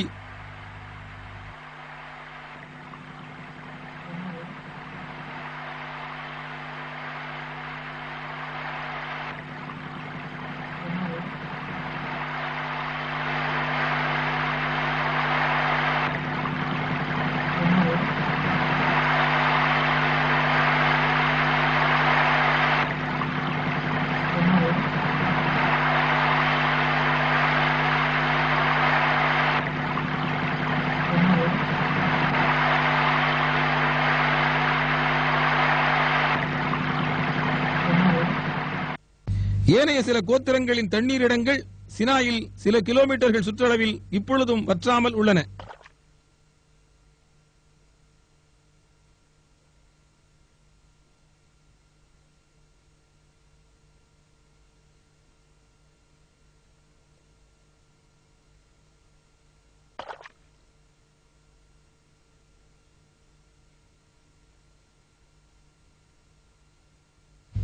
இது தண்ணீர் வற்றிய ஒரு ஊற்றின் இடம்.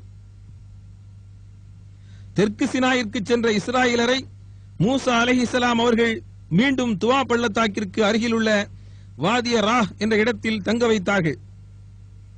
இது துவா பள்ளத்தாக்கிற்கு மூசா அலைஹிஸ்ஸலாம் அவர்களின் 2வது வருகையாகும். அந்த காலத்தில் இஸ்ராயலர்களுக்கு தண்ணீர் பற்றாக்குறை ஏற்பட்ட போது அவர்கள் மூசா அலைஹிஸ்ஸலாம் அவர்களிடம் முறையிட்டனர். அதற்கு பின் நடைபெற்ற நிகழ்ச்சியை அல்லாஹ் திருக்குரானில் சூரத்துல் ஆராஃப் அத்தியாயம் 7 வசனம் 160 விவரிக்கின்றான். மூசாவின் கூட்டத்தாரை தனித்தனியாக 12 கூட்டங்களாக பிரித்தோம். மூசாவிடம் அவர்கள் குடிதண்ணீர் கேட்டபோது நாம் அவருக்கு உம்முடைய கைத்தடியால் அக்கல்லை அடிப்பீராக என்று வகி அறிவித்தோம். அவ்வாறு அடித்ததும் அதிலிருந்து 12 ஊற்றுகள் பொங்கி வந்தன. அவர்களில் ஒவ்வொரு வகுப்பாரும் தாம் நீர் அருந்தும் ஊற்றை குறிப்பறிந்து கொண்டார்கள். அதை பற்றித்தான் சுயஸ் கால்வாய் பல்கலைக்கழக ஆய்வு மையத்தின் அலுவலர் பேசிக் கொண்டிருக்கிறார். كده يسموه وادي ال40. اجتمعوا 40 ولي هنا في وادي ال40. بعدين عطشوا قالوا يا موسى احنا عطشنا. قال انا عليه الصلاه والسلام 40 يوم ميقات 40 يوم قال لميقات ربي 40 يوم عمره. ايوه كانت لهم. وبعدين خبط لهم الصخره ب 12 عين.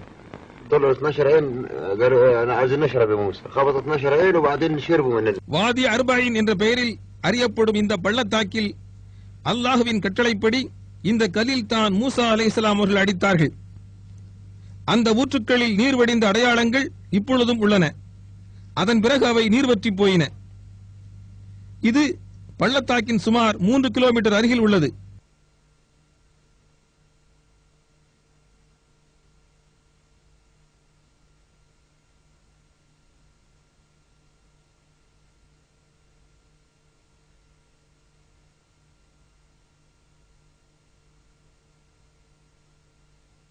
துவாவில் தங்கியுள்ள சுயஸ் கால்வாய் பல்கலைக்கழக பேராசிரியர்களான டாக்டர் மாஜிதி நாசிஃபும் டாக்டர் முஸ்தபா மௌசியும் இந்த வரலாற்றை பற்றித்தான் பேசுகிறார்கள்.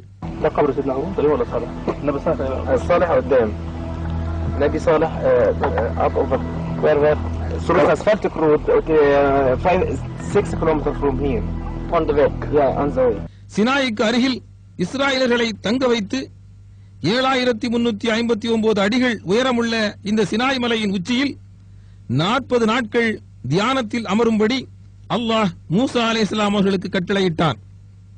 சூரத்துல் ஆராஃப் அத்தியாயம் 7 வசனம் 142.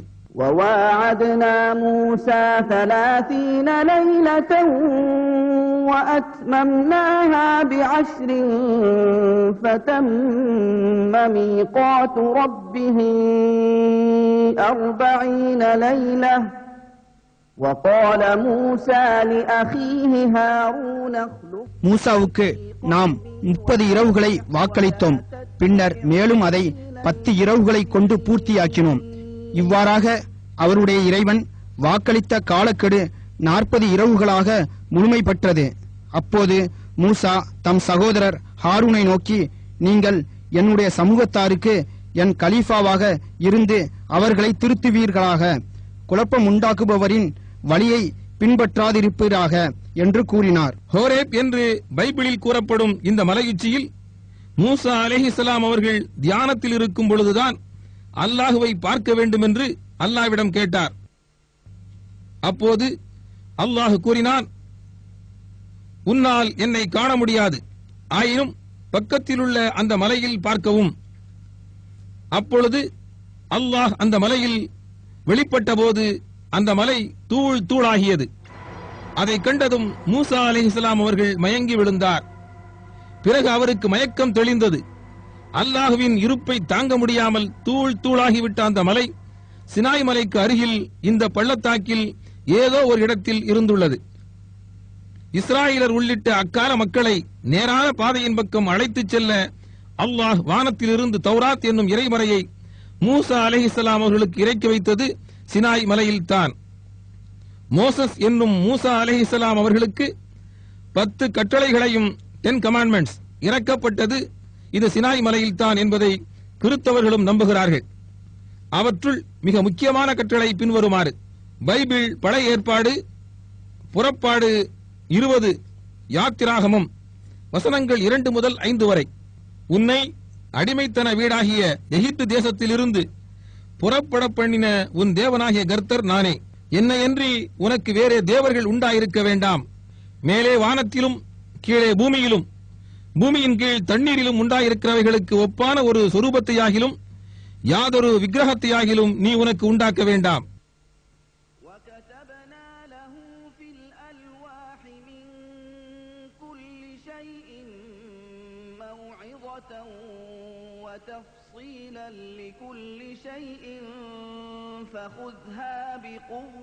அந்த மலை உச்சியில் ஜஸ்டீனிய மன்னன் கட்டிய கிறிஸ்தவ தேவாலயம்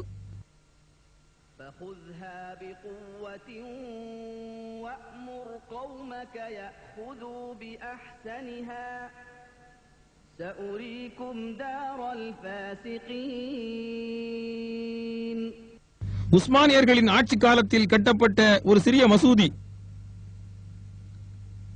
மூசா அலைஹிஸ்ஸலாம் சினாய் மலையிலிருந்து திரும்பி வருவதற்குள் இஸ்ராயலரில் ஒரு பிரிவினர் சாமிரி என்ற பொற்கொல்லன் செய்த ஒரு தங்க கன்றுக்குட்டியை வணங்கியதால் அல்லாஹுவின் மாபெரும் கோபத்திற்கு உள்ளானது இந்த வாதி ராயில் தங்கும் பொழுதுதான்.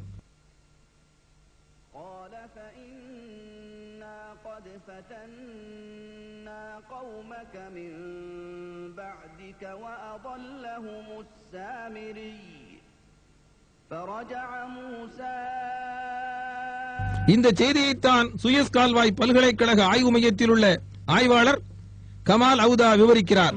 يقال أن هناك تجمع بني إسرائيل في هذه المنطقة وانتظروا سيدنا موسى حينما ذهب إلى ميقات ربه، والعجل الذي عبده بني إسرائيل مطبوع على الصخر بمواجهة وادي الراحة، مطبوع على الجبل في مواجهة. இந்த பகுதி இப்பொழுது புனித கேத்தரின் கிராமத்தை சார்ந்துள்ளது. எகிப்திய தலைநகரம் கெய்ரோவிலிருந்து 510 கிலோமீட்டர் தொலைவில் தான் இந்த இடம் உள்ளது. இதற்கு பிறகு மூசா அலைஹிஸ்ஸலாம் அவர்களின் உதவியாளராக அல்லாஹ் அனுப்பி வைத்த ஹாரூன் அலைஹிஸ்ஸலாம் அவர்கள் மரணமடைந்தார்கள். அவரது கல்லறையின் மேல் கிறிஸ்தவர்கள் கட்டிய ஒரு கட்டிடம்தான் துவா பள்ளத்தாக்கில் நுழையும் பொழுது இந்த குன்றில் நீங்கள் காண்பது.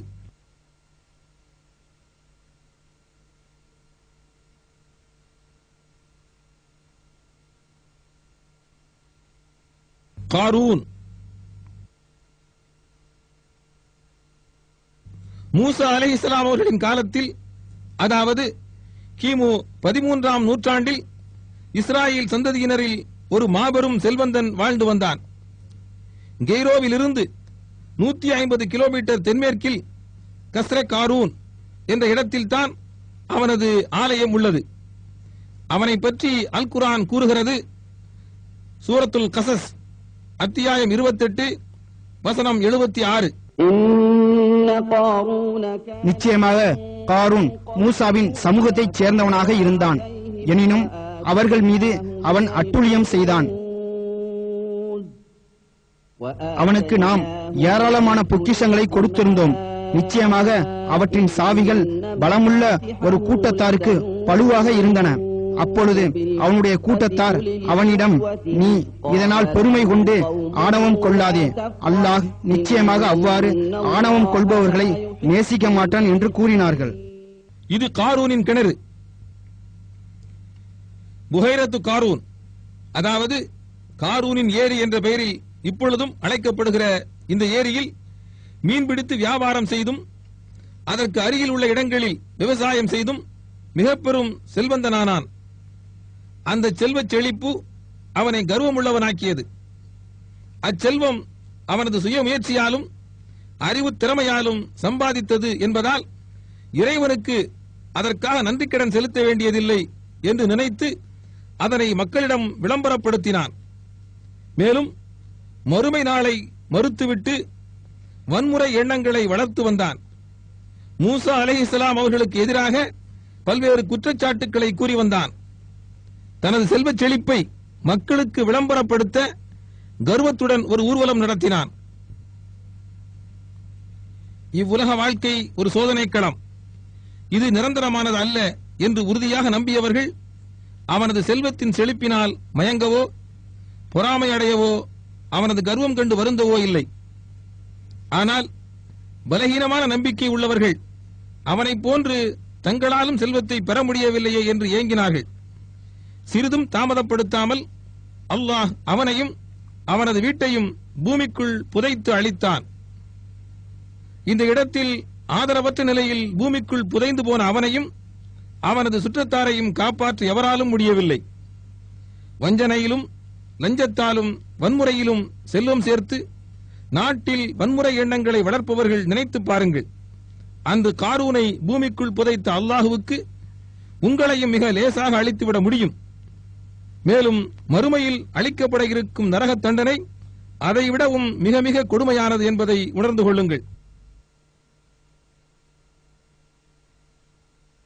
பல்கீஸ் ராணியின் அரண்மனை. பாலஸ்தீனத்தில் வாழ்ந்த தாவூத் அலைஹிஸ்ஸலாம் அவர்களின் மகன் சுலைமான் அலைஹிஸ்ஸலாம் என்ற இறைத்தூதர் தந்தைக்கு பிறகு அரசராக ஆட்சி பொறுப்பேற்றார். அவருக்கு அல்லாஹ் பல அற்புத ஆற்றல்களை வழங்கியிருந்தான். பறவைகளுடன் பேசும் திறமை அவற்றுள் ஒன்று. ஏமன் நாட்டை சார்ந்த மஹரிபு என்ற ஊருக்கு அருகில் சபவ் கோத்திரத்தார் வாழ்ந்து வந்தனர்.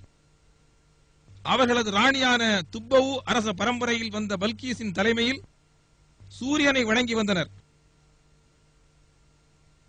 இதை நேரிடையாக பார்த்த ஒரு மரங்குத்தி பறவை சுலைமான் அலைஹிஸ்ஸலாம் அவர்களிடம் வந்து சொன்னது, பல்கீஸின் சூரிய கோவிலின் சிதைந்த பகுதிதான் இது. படைப்புகளை வணங்கக்கூடாது, படைத்து பரிபாலிக்கின்ற எல்லாம் வல்ல அல்லாஹுவை மட்டும்தான் வணங்க வேண்டும், அந்த இறைவனின் கட்டளைக்கு கீழ்ப்படிந்து உண்மையான விசுவாசிகள் ஆக வேண்டும் என்று இறைவன் பெயரால் ஆரம்பிக்கின்ற ஒரு கடிதத்தில் சுலைமான் அலைஹிஸ்ஸலாம் அவர்கள் பல்கீஸிடம் கேட்டுக்கொண்டார். அந்த கடிதத்தை ஏமன் நாட்டுக்கு எடுத்துச் சென்று சேர்த்ததும் அந்த பறவைதான். படைப்பினங்களை வணங்குவதை விட்டும் மூட நம்பிக்கைகளை விட்டும் உலக இரட்சகனான அல்லாஹ்வை மட்டும் வணங்குகின்ற தூய நெறியின் பக்கம் கடந்து வந்த குயின் சீபா என்ற பல்கீஸ் ராணி அரண்மனையின் சிதைந்து போன அஸ்திவாரத்தின் சில பகுதிகளைத்தான் நீங்கள் பார்த்துக் கொண்டிருக்கிறீர்கள். இது ஏமனில் சபவில் உள்ளது. பல்கீஸ் ராணி ஏமனிலிருந்து புறப்பட்டு 2200 கிலோமீட்டர் தொலைவில் ஜெருசலமில் உள்ள சுலைமான் அலைஹிஸ்ஸலாம் அவரிடம் வந்து சேர்ந்தார். அதற்கு முன்னதாகவே அவரது அரண்மனையிலிருந்து அவரது சிங்காசனம் ஒரு அற்புதமாக ஏமனில் இருந்து ஜெருசலமுக்கு கொண்டு வரப்பட்டிருந்தது. ஜெருசலம் வந்த பல்கீஸ் ராணி சொன்னதை திருக்குரான் சூரா அன்-நம்ல் அத்தியாயம் 27 வசனம் 44 பின்வருமாறு கூறுகிறது. قالت رب إني ظلمت نفسي وأسلمت مع سليمان لله رب العالمين. அதற்கு அவள், இறைவனே, நிச்சயமாக எனக்கு நானே அநியாயம் செய்து கொண்டேன். அகிலங்களுக்கெல்லாம் இறைவனான அல்லாஹுக்கு சுலைமானுடன் நானும் முற்றிலும் வழிபட்டு முஸ்லீம் ஆகிறேன் என்று கூறினாள். இந்த நிகழ்ச்சி கிமு 10ஆம் நூற்றாண்டில் நடைபெற்றது. மஸ்ஜிதுல் அக்ஸா, மக்காவில் உள்ள மஸ்ஜிதுல் ஹராம் கிபிலாவாக ஆக்கப்படுவதற்கு முன் பாலஸ்தீனத்தில் ஜெருசலமில் உள்ள இந்த மஸ்ஜிதுல் அக்ஸாவை முன்னோக்கித்தான் முஸ்லிம்கள் தொழுதார்கள். மஸ்ஜிதுல் ஹராமுக்கும் மதீனாவில் உள்ள மஸ்ஜிது நபவிக்கும் அடுத்தபடியாக முஸ்லிம்களுக்கு மிக முக்கியமான பள்ளி இதுதான். பைத்துல் முகத்தஸ் என்ற இப்பள்ளியை கட்டியவர் சுலைமான் அலைஹிஸ்ஸலாம் அவர்கள் ஆவார்கள். முஹம்மது நபி ஸல்லல்லாஹு அலைஹி வஸல்லம் அவர்கள் மஸ்ஜிதுல் ஹராமில் இருந்து இங்கு வரவழைக்கப்பட்டு இங்கிருந்துதான் மேராஜ் பயணம் நிகழ்ந்தது. அந்த இடத்தில் உமர் பின் கத்தாப் ரலியல்லாஹு தஆலா அன்ஹு கட்டியதும் பிறகு உமவியா கலீஃபா அப்துல் மலிக் புதுப்பித்ததுமான கட்டிடம்தான் குப்பத்து சஹ்ரா என்ற டாம் ஆஃப் த ராக் ஆகும். யூனுஸ் அலைஹிஸ்ஸலாம் ஈராக்கின் தலைநகரம் பக்தாதிலிருந்து 400 கிலோமீட்டர் தொலைவில் வடக்கிலுள்ள ஒரு நகரம்தான் நீனவா அல்லது முசுல். இந்த டைகிரிஸ் நதிக்கரையில் உள்ள நீனவாவில் இருந்த இறை தூதர்தான் யூனுஸ் அலைஹிஸ்ஸலாம் அவர்கள். அவரது பிரச்சாரத்தையும் உபதேசத்தையும் அந்நாட்டு மக்கள் புறக்கணித்த போது அந்த மக்கள் மீது கோபமடைந்த யூனுஸ் அலைஹிஸ்ஸலாம் அவர்கள் ஒரு கப்பலில் ஏறி நீனவாவில் இருந்து சென்று விட்டார். ஒரு அபாயகரமான சூழலில் கப்பலில் இருந்து சிலரை வெளியேற்றி எறிந்தால்தான் கப்பல் ஆபத்தில்லாமல் செல்ல முடியும் என்ற நிலையில் அதற்காக யாரை வெளியேற்றுவது என்பதை தேர்வு செய்வதற்கு சீட்டு குலுக்கிய போது யூனுஸ் அலைஹிஸ்ஸலாம் அவர்களின் பெயர் முதலில் கிடைத்தது. அதனால் அவர் கடலில் தூக்கி எறியப்பட்டார். அவரை ஒரு மாபெரும் மீன் விழுங்கியது. அல்லாஹுவின் அனுமதி பெறாமல் ஊரை விட்டு சென்ற பாவத்திற்காக மனம் வருந்தி அந்த மீனின் வயிற்றிலிருந்து அல்லாஹுவிடம் பாவ மன்னிப்பு கேட்டு பிரார்த்தனை செய்தார். அதன்பின் மீன் அவரை கரையில் கக்கியது. 1,00,000 மேற்பட்ட தனது கூட்டத்தாரிடம் யூனுஸ் அலைஹிஸ்ஸலாம் அவர்கள் மீண்டும் போய் சேர்ந்து பிரச்சாரம் செய்தார். இறை செய்தியை ஏற்றுக்கொண்ட மக்கள் அவரது உபதேசத்தை நம்பினர். அக்கிரமக்காரர்களை யூனுஸ் அலைஹிஸ்ஸலாம் அவர்களின் கூட்டத்தார்களுக்கு அல்லாஹ் அவனது தண்டனை குறித்து எச்சரித்தான். ஆனால் அவர்கள் பாவ மன்னிப்பு கேட்டு இறை நம்பிக்கை கொண்டதால் அவர்களை அல்லாஹ் தண்டிக்காமல் காப்பாற்றியதாக அல் குர்ஆன் சூரத்துல் யூனுஸ் அத்தியாயம் 10 வசனம் 98 அல்லாஹ் கூறுகிறான். மூசுவில் உள்ள இந்த பள்ளிக்கு அருகில்தான் யூனுஸ் அலைஹிஸ்ஸலாம் அவர்களின் கல்லறை உள்ளது. துல்கர்னைன் திருக்குர்ஆன் சூரத்துல் கஹ்ஃப் அத்தியாயம் 18 83 முதல் 99 வரை உள்ள வசனங்களில் துல்கர்னைன் என்ற மாமனிதரின் வரலாற்றை கூறுகிறது. ஐரோப்பிய நாடான சோவியத் ஜார்ஜியாவின் தலைநகரம் தீப்லிசி நகரமாகும். இது கிமு 6வது நூற்றாண்டில் வாழ்ந்த துல்கர்னைன் சமூகத்தார் வாழ்ந்து வந்த இடமாகும். இது நூஹ் அலைஹிஸ்ஸலாம் அவர்களின் மகன் யாஷிஃபியின் சந்ததியினர்தான் யாஜூஜ் மாஜூஜ் கூட்டத்தார். யாஜூஜின் கூட்டத்தாரை தாத்தாரியர் என்றும் மாஜூஜ் கூட்டத்தாரை மங்கோலியர் என்றும் அழைப்பார்கள். தீபிலிசியிலிருந்து குக்கேஷிய மலைத்தொடரில் தாரியால் மலை இடுக்கிற்கு செல்லும் பாதை வழிதான் நாம் சென்று கொண்டிருக்கிறோம். தாரியாவிற்கு மறுபுறம் வாழ்ந்து வந்த யாஜூஜ் மாஜூஜ் கூட்டத்தாரில் நாகரிகமற்ற காட்டு மிராண்டிகளான கோத்திரத்தார் வாழ்ந்தனர். அவர்கள் தாரியால் மலை இடுக்கு வழியாக காக்கசஸ் மலைத்தொடரின் தெற்கு பகுதிக்கு வந்து கொள்ளையடித்துச் சென்றனர். இந்த செய்தியைத்தான் தீபிலிசி மாநில பல்கலைக்கழகத்தில் உள்ள வரலாற்று பேராசிரியர் டாக்டர் டடவி டுண்டுவா கூறுகிறார். Yes, there are some passes, but the most important pass was this pass, because most aggressive tribes were living beyond this pass. அந்த கொள்ளைக்காரர்களிடமிருந்து காப்பாற்றும்படி அந்த ஜார்ஜியா நாட்டு மக்கள் அவர்களது மன்னரான துல்கர்னைனிடம் கேட்டுக்கொண்டார்கள். சைரஸ் என்ற பாரசீக மன்னர் தான் துல்கர்னைன் என்பதுதான் பிரபலமான கருத்தாகும்.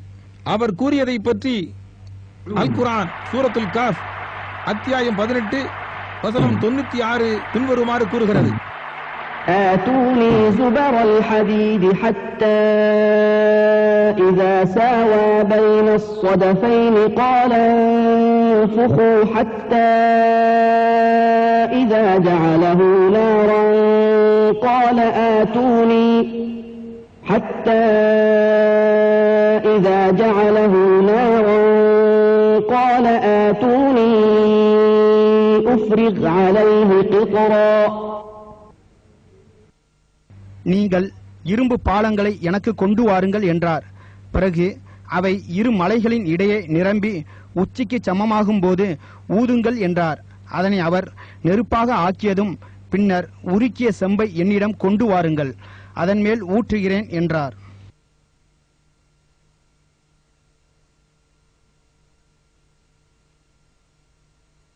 ரஷ்யாவில் உள்ள முஸ்லிம் மாநிலமான ஒசத்தியாவிற்கு செல்லும் வழியில் இந்த தாரியால் மலையிடுக்கில் தான் அந்த மதிர்ச்சுவர் கட்டப்பட்டது என்பதுதான் சிலரின் கருத்தாகும். அல்லாஹு ஆலம், அல்லாஹ் மிக அறிந்தவன். அந்த வலுவான சுவரின் காரணத்தால் ஜார்ஜியா உள்ளிட்ட இடங்களில் உள்ள மக்கள் யாஜூஜ் மாஜூஜுடைய அக்கிரமங்களில் இருந்து தப்பித்தனர். ஆனால் தாரியாவில் இப்பொழுது அந்த சுவர் இல்லை. அந்த சுவர் கட்டுவதில் தமது பொறியியல் நிபுணத்துவத்தை பொதுமக்களின் நன்மைக்காக பயன்படுத்திய துல்கர்னைன் பெயரை அல்லாஹ் திருக்குரான் வழியாக இறுதி நாள் வரையிலும் நிலைநிறுத்தினான். லௌகீக ஆத்மீக ஞானம் பெற்ற மனிதர்களே, துல்கர்னைன் அவர்களின் முன்மாதிரியை பின்பற்றுங்கள். உங்களது அறிவு ஞானத்தை சமுதாய நன்மைக்காக பயன்படுத்துங்கள். அது உங்களுக்கு இரு உலகங்களில் நன்மையை தேடித்தரும். பிற்காலத்தில் தாரியாவில் கட்டப்பெற்ற கல்சுவரின் சிதிலங்களை இப்பொழுதும் காண முடியும்.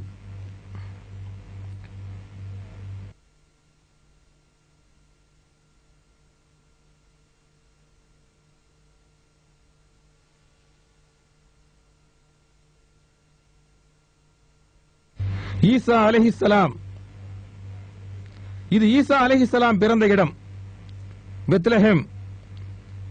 மறுமை நாளில் அல்லாஹ் ஈசா அலைஹிஸ்ஸலாம் அவர்களை உயிர்ப்பிக்கச் செய்து கேள்வி கேட்கும் செய்தியை அல் குர்ஆன் சூரத்துல் மாயிதா அத்தியாயம் 5 வசனம் 116 அல்லாஹ் கூறுகிறான்: الله يا عيسى ابن مريم أأنت قلت للناس اتخذوني وأمي إلهين من دون الله قال سبحانك.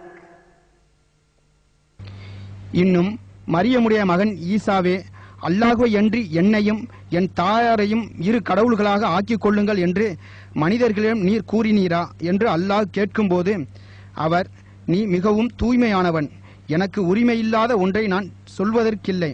அவ்வாறு நான் கூறியிருந்தால் நீ அதை நிச்சயமாக அறிந்திருப்பாய். என் மனதில் உள்ளதை நீ அறிகிறாய், உன் உள்ளத்தில் இருப்பதை நான் அறிய மாட்டேன். நிச்சயமாக நீயே மறைவானவற்றையெல்லாம் நன்கு அறிபவன் என்று அவர் கூறுவார். மாரிப் அணைக்கட்டு ஏமன் நாட்டின் தலைநகரம் சன்ஆவில் இருந்து 200 கிலோமீட்டர் தொலைவில் தான் மாரிப் உள்ளது. இங்கு வாழ்ந்து வந்த சபவு கூட்டத்தாரை ஆட்சி செய்த பல்கீஸ் ராணி சுலைமான் அலைஹிஸ்ஸலாம் அவர்களை நம்பி இஸ்லாத்தை ஏற்றுக்கொண்டு ஜெருசலமிற்கு சென்ற செய்தியை முன்பே கண்டுள்ளோம்.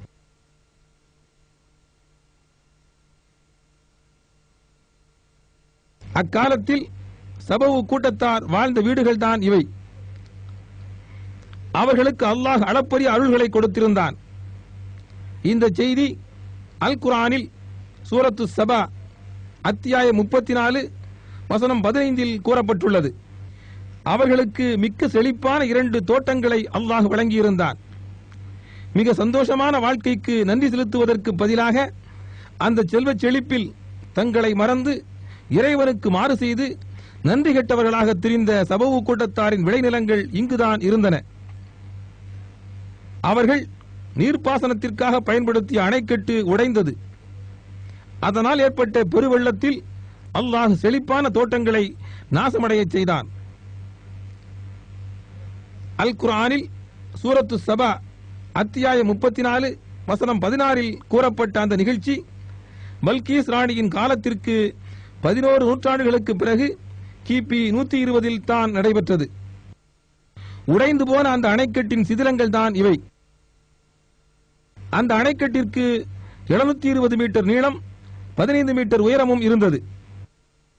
فأعرضوا فأرسلنا عليهم سيل العرم وبدلناهم بجنتيهم جنتين ذواتي أكل خمط وأثل وشيء سدر قليل.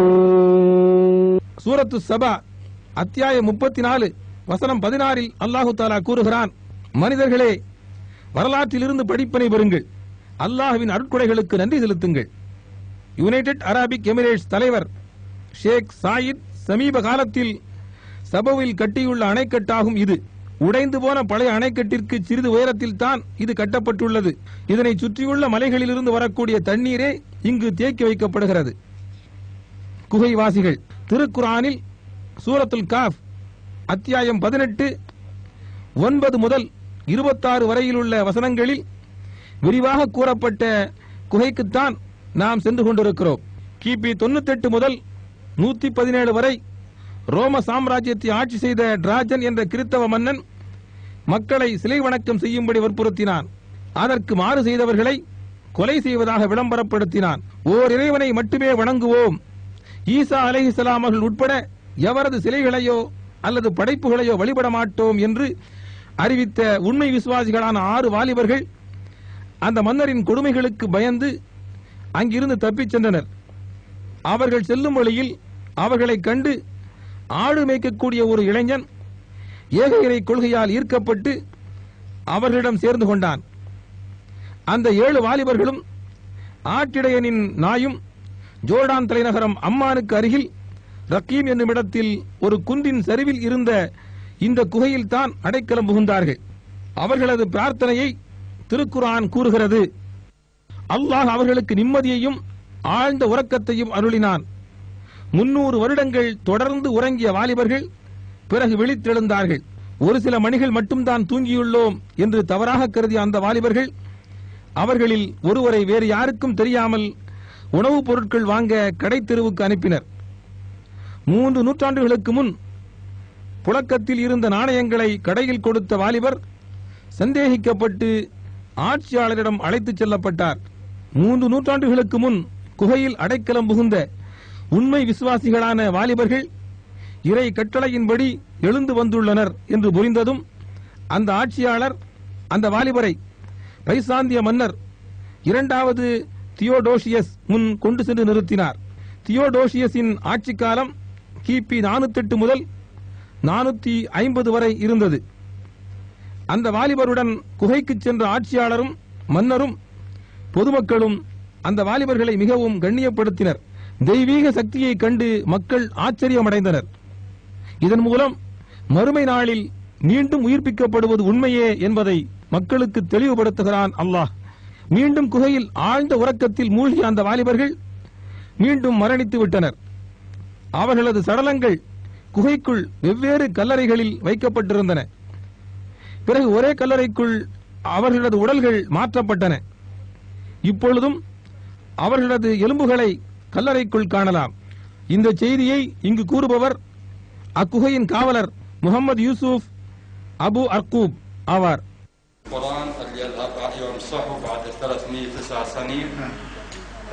قال قائل منهم كم لبثتم قالوا لبثنا يوما أو بعض يوم قالوا ربكم أعلم بما لبثتم. இது குகைக்குள் காற்றும் வெளிச்சமும் நுழைவதற்கு ஏற்படுத்தப்பட்ட துவாரமாகும்.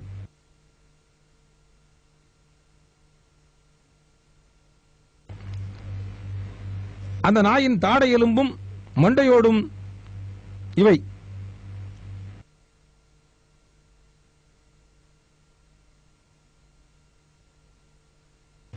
வெளியிலிருந்து குகைக்குள் வெளிச்சமும் காற்றும் நுழையும் துவாரம் இது.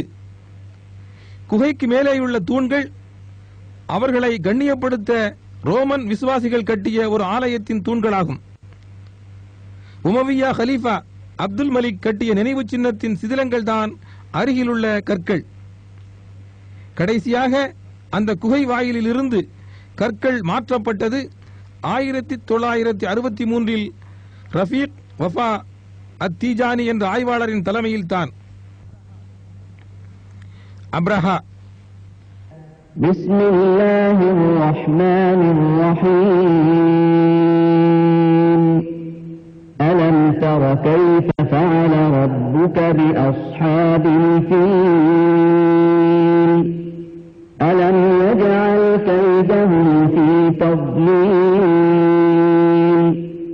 وأرسل عليهم طيرا أبابيل ترميهم بحجارة من سجيل فجعلهم كعصف مأكول.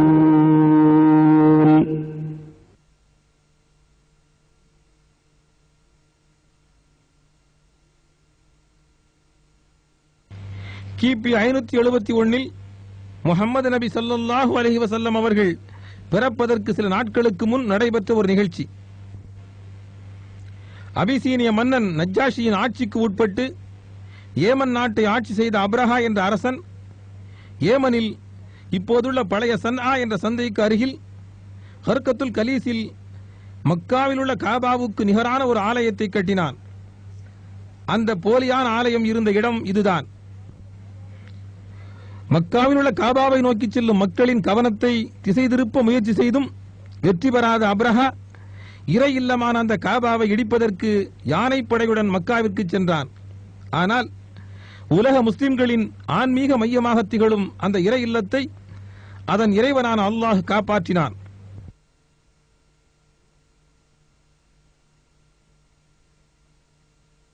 அந்த யானைப்படை முஸ்தலிஃபாவுக்கும் மினாவுக்கும் இடையில் உள்ள வாதி முஹஸ்ஸரில் வந்ததும் அல்லாஹ் அப்படையை அழித்தான். திருக்குர்ஆனில் அல்லாஹ் சூரத்துல் ஃபீல் அத்தியாயம் 105 இதை பற்றி கூறுகிறான். நபியே, யானை படைக்காரர்களை இறைவன் என்ன செய்தான் என்பதை நீர் பார்க்கவில்லையா? அவர்களுடைய சூழ்ச்சியை அவன் பாழாக்கி விடவில்லையா? நபியே, யானை படைக்காரர்களை இறைவன் என்ன செய்தான் என்பதை நீர் பார்க்கவில்லையா? அவர்களுடைய சூழ்ச்சியை அவன் பாழாக்கி விடவில்லையா? மேலும் அவர்கள் மீது பறவைகளை கூட்டங்கூட்டமாக அவன் அனுப்பினான். சுடப்பட்ட சிறு கற்களை அவர்கள் மீது அவை எறிந்தன. அதனால் அவர்களை மென்று தின்னப்பட்ட வைக்கோலை போல் அவன் ஆக்கிவிட்டான். முஹம்மது நபி ஸல்லல்லாஹு அலைஹி வஸல்லம் அரேபியாவில் உள்ள மக்காவில் கிபி 571 ஆமினாவுக்கும் அப்துல்லாஹுவுக்கும் மகனாய் பிறந்து பெற்றோரை இழந்து பாட்டனார் அப்துல் முத்தலிபின் ஆதரவில் வளர்ந்து தீய செயல்கள் அனைத்திலிருந்தும் சிறுவயதிலேயே விலகியும் அல் அமீன் என்ற சிறப்பு பெயர் பெற்றவர்தான் முஹம்மது நபி ஸல்லல்லாஹு அலைஹி வஸல்லம் அவர்கள். அவர் 40 வயதை அடைந்ததும் மக்காவிலிருந்து 3 கிலோமீட்டர் தொலைவில் உள்ள இந்த ஜபலுன் நூர் என்ற மலையின் உச்சியில் உள்ள ஹிரா குகைக்கு சென்று தனிமையில் இருப்பது வழக்கம். தமது மக்களின் தீய செயல்கள் நிறைந்த வாழ்க்கை முறைகள் அவரை பெரிதும் கவலைப்படச் செய்தன. சிலை வணக்கம், விபச்சாரம், மது அருந்துதல், பெண் குழந்தைகளை உயிருடன் புதைத்தல், கோத்திரங்களுக்கிடையில் இருந்த பகைமை போன்ற ஏராளமான தீய செயல்களில் மூழ்கியிருந்த மக்களின் நிலைமை முஹம்மது ஸல்லல்லாஹு அலைஹி வஸல்லம் அவர்களின் தூய மனதை வேதனைப்படுத்தியது. ஹிரா குகையில் பல நாட்கள் தொடர்ந்து தங்கி தியானம் செய்வது அவரது வழக்கம். எவ்வித வசதியும் இல்லாத அந்த காலத்தில் மக்கள் நடமாட்டம் இல்லாத இந்த மலை உச்சியில் இரவும் பகலும் தங்கியிருந்தார். ஒரு நாள் அவர் ஹிரா குகையில் இருக்கும்போது அகில உலகையும் படைத்த இறைவனின் கட்டளைப்படி வானத்திலிருந்து இம்மலைக்கு இறங்கி வந்த ஜிப்ராயில் அலைஹிஸ்ஸலாம் என்ற வானவர் அவரிடம் ஓதுவீராக என்றார். அதனை கேட்டு பயந்து நடுங்கிய முஹம்மது ஸல்லல்லாஹு அலைஹி வஸல்லம் அவர்கள் எனக்கு ஓதத் தெரியாது என்று கூறினார். வானவர் அவரை இறுக அணைத்து மீண்டும் ஓதுவீராக என்றார். அதற்கு முஹம்மது நபி ஸல்லல்லாஹு அலைஹி வஸல்லம் அவர்கள் நான் அறியேன் என்றார். 3வது முறையும் இவ்வாறே நிகழ்ந்தது. பிறகு சூரத்துல் அலக் அத்தியாயம் 96 1 முதல் 5 வரை உள்ள வசனங்களை வானவர் முஹம்மது நபி ஸல்லல்லாஹு அலைஹி வஸல்லம் அவர்களுக்கு ஓதி காட்டினார்.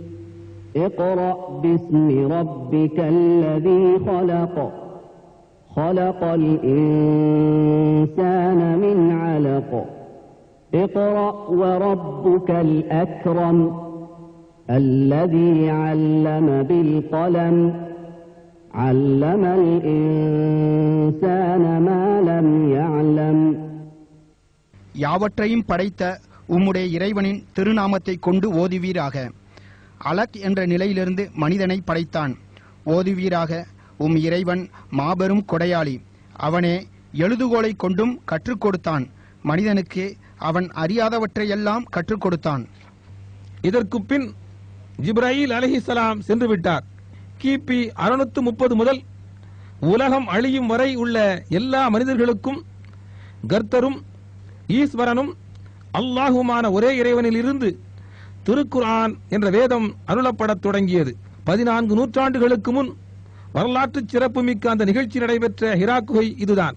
அதன் பிறகு இம்மலை ஜபலுன் நூர், ஒளி பொருந்திய மலை என்ற பெயரில் புகழ் பெற்றது. ஹிரா குகையிலிருந்து வெளிப்படத் தொடங்கி 23 ஆண்டுகளில் அவரது வாழ்வின் பல தருணங்களில் அருளப்பட்ட இறைவசனங்களின் தொகுப்புதான் திருக்குர்ஆன் ஆகும். மக்காவில் வாழ்ந்த 13 ஆண்டுகள் முகமது நபி ஸல்லல்லாஹு அலைஹி வஸல்லம் அவர்களுக்கு கடுமையான துன்பங்கள் ஏற்பட்டன. சிலைகளை வணங்குவதை விட்டு ஏக இறைவனை மட்டும் வணங்கும்படி கூறியதால் நபிகளாரும் அவர்களது தோழர்களும் எண்ணிலடங்காத தொல்லைகளுக்கு உட்பட்டார்கள். மக்காவில் வாழ்வது மிகவும் கடினமாகிவிட்டது. எதிரிகளின் எதிர்ப்பிற்கேற்ப முஸ்லிம்களின் எண்ணிக்கையும் அதிகமாகிக் கொண்டிருந்தது. மக்காவிலிருந்து 400 கிலோமீட்டர் தொலைவில் உள்ள மதீனாவிற்கு ஹிஜ்ரத் செய்யும்படி நபிகள் நாயகம் ஸல்லல்லாஹு அலைஹி வஸல்லம் அவர்கள் தமது தோழர்களுக்கு கட்டளையிட்டார்கள்.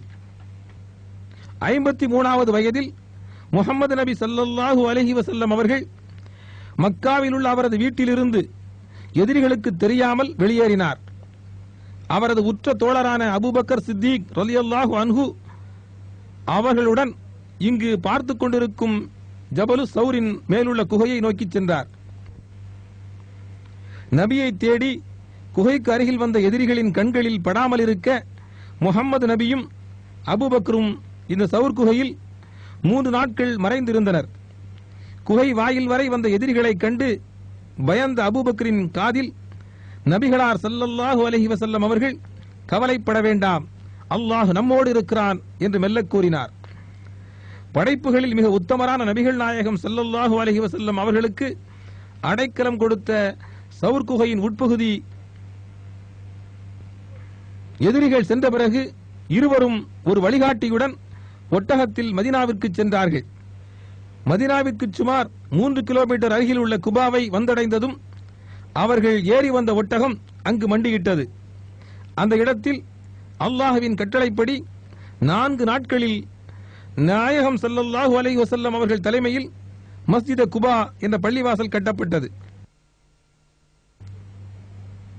இந்த குபா பள்ளியை பிற்காலத்தில் சவுதி அரேபிய அரசு புதுப்பித்தது.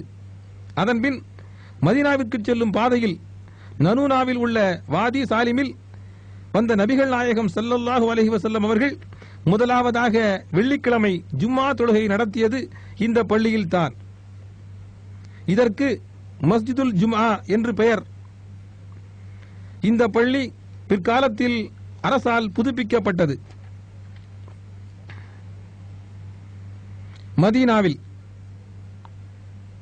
மதீனாவுக்கு வந்த நபிகள் நாயகம் ஸல்லல்லாஹு அலைஹி வஸல்லம் அவர்கள் முதலில் செய்த பணி முஸ்லிம்களின் கலாச்சார மையமாக ஒரு பள்ளியை கட்டியதுதான். அன்று கட்டப்பட்ட அந்த சிறிய பள்ளி அதன் பிறகு புதுப்பித்து கட்டப்பட்டது. இப்பொழுது இந்த மஸ்ஜிது நபவி லட்சக்கணக்கான மக்கள் தொழுகை நடத்துவதற்குரிய விசாலமான இடமாக உள்ளது. பள்ளிவாசல் முஸ்லிம்களின் கலாச்சார மையமாகும். முஹம்மது நபி ஸல்லல்லாஹு அலைஹி வஸல்லம் அவர்களின் குர்ஆன் வகுப்புகளும் நீதிமன்றமும் அலுவலகமும் பாராளுமன்றமும் இந்த பள்ளியில் தான் செயல்படுத்தப்பட்டது. பத்ர் மக்காவிலிருந்து நிராகரிப்போரின் தொல்லைகளை தாங்க முடியாமல் மதீனாவிற்கு சென்ற முஸ்லிம்களை அங்கு மதீனாவிலும் நிம்மதியாக வாழ்வதற்கு மக்காவாசிகள் விடவில்லை. முஸ்லிம்களை அடியோடு அழிப்பதற்காக பொருள் சேர்த்த பிறகு அபூ சுஃபியானும் அவரது குழுவும் இந்த மணல் குன்றிற்கு அந்த பக்க வழியாகத்தான் மக்காவிற்கு திரும்பி சென்றார்கள். மக்காவிலிருந்து வந்த ஆயுதம் தாங்கிய 1000 குறைஷி படையினர் மதீனாவிற்கு 80 கிலோமீட்டர் அருகில் இந்த பத்ர் என்ற இடத்துக்கு வந்தபோது முஸ்லிம்கள் தங்களை தற்காத்துக் கொள்ளும் சூழல் ஏற்பட்டது. ஆயுதங்கள் குறைவாக உள்ள 313 சஹாபாக்களை மட்டும் கொண்ட முஸ்லிம் படை ஒரே இறைவனிடமும் அவரது தூதரிடமும் அசையா நம்பிக்கை வைத்து நிலை குலையாமல் நின்று அவர்களை எதிர்த்து போர் செய்த பத்ர் களம் இதுதான்.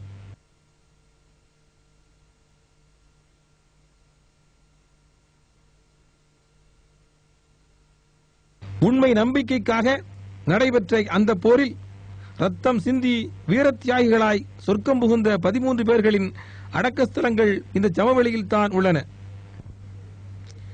அடக்கம் செய்யப்பட்ட கபறுகளை கட்டி எழுப்புவதும் அடக்கம் செய்யப்பட்டவர்களை அழைத்து பிரார்த்திப்பதும் இஸ்லாத்தில் மிக கடுமையாக தடை செய்யப்பட்டுள்ளது.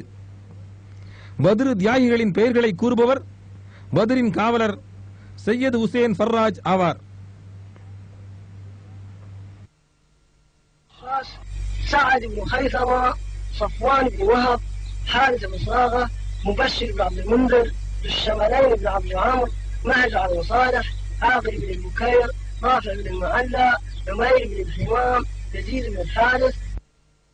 உத்பா, ஷைபா, அபூஜஹில் ஆகிய தலைவர்கள் உள்ளிட்ட காஃபிர்களான குறைஷி படையினர் முகாமிட்ட இடம்தான் இது. நபிகள் நாயகம் ஸல்லல்லாஹு அலைஹி வஸல்லம் அவர்களுக்கும் முஸ்லிம்களுக்கும் கடும் எதிரியான அபூஜஹில் 2 அன்சாரி வாலிபர்களின் கைகளால் கொல்லப்பட்டது இங்குதான். அல்லாஹ்வின் கட்டளைப்படி ஆயிரக்கணக்கான வானவர்கள் வானிலிருந்து இறங்கி வந்து முஸ்லிம் படையினருடன் இணைந்து போரிட்டனர். பெருமானாரின் தலைமையில் முஸ்லிம் படை இங்குதான் முகாமிட்டிருந்தது. முஸ்லிம்களுக்கு போர்க்கருவிகள் மிக குறைவாய் இருந்த போதிலும் குறைஷி காஃபிர்கள் போர்க்களத்தை விட்டு ஓடிச் சென்றனர். இறைவன் உதவியினால் பத்ரில் முஸ்லிம்கள் வெற்றி பெற்றார்கள். மஸ்ஜிதே ஹாரிஸ் என்ற இந்த பள்ளி உள்ள இடத்தில்தான் அன்று பெருமானார் ஸல்லல்லாஹு அலைஹி வஸல்லம் அவர்கள் முகாமிட்டு தங்கியிருந்தார்கள்.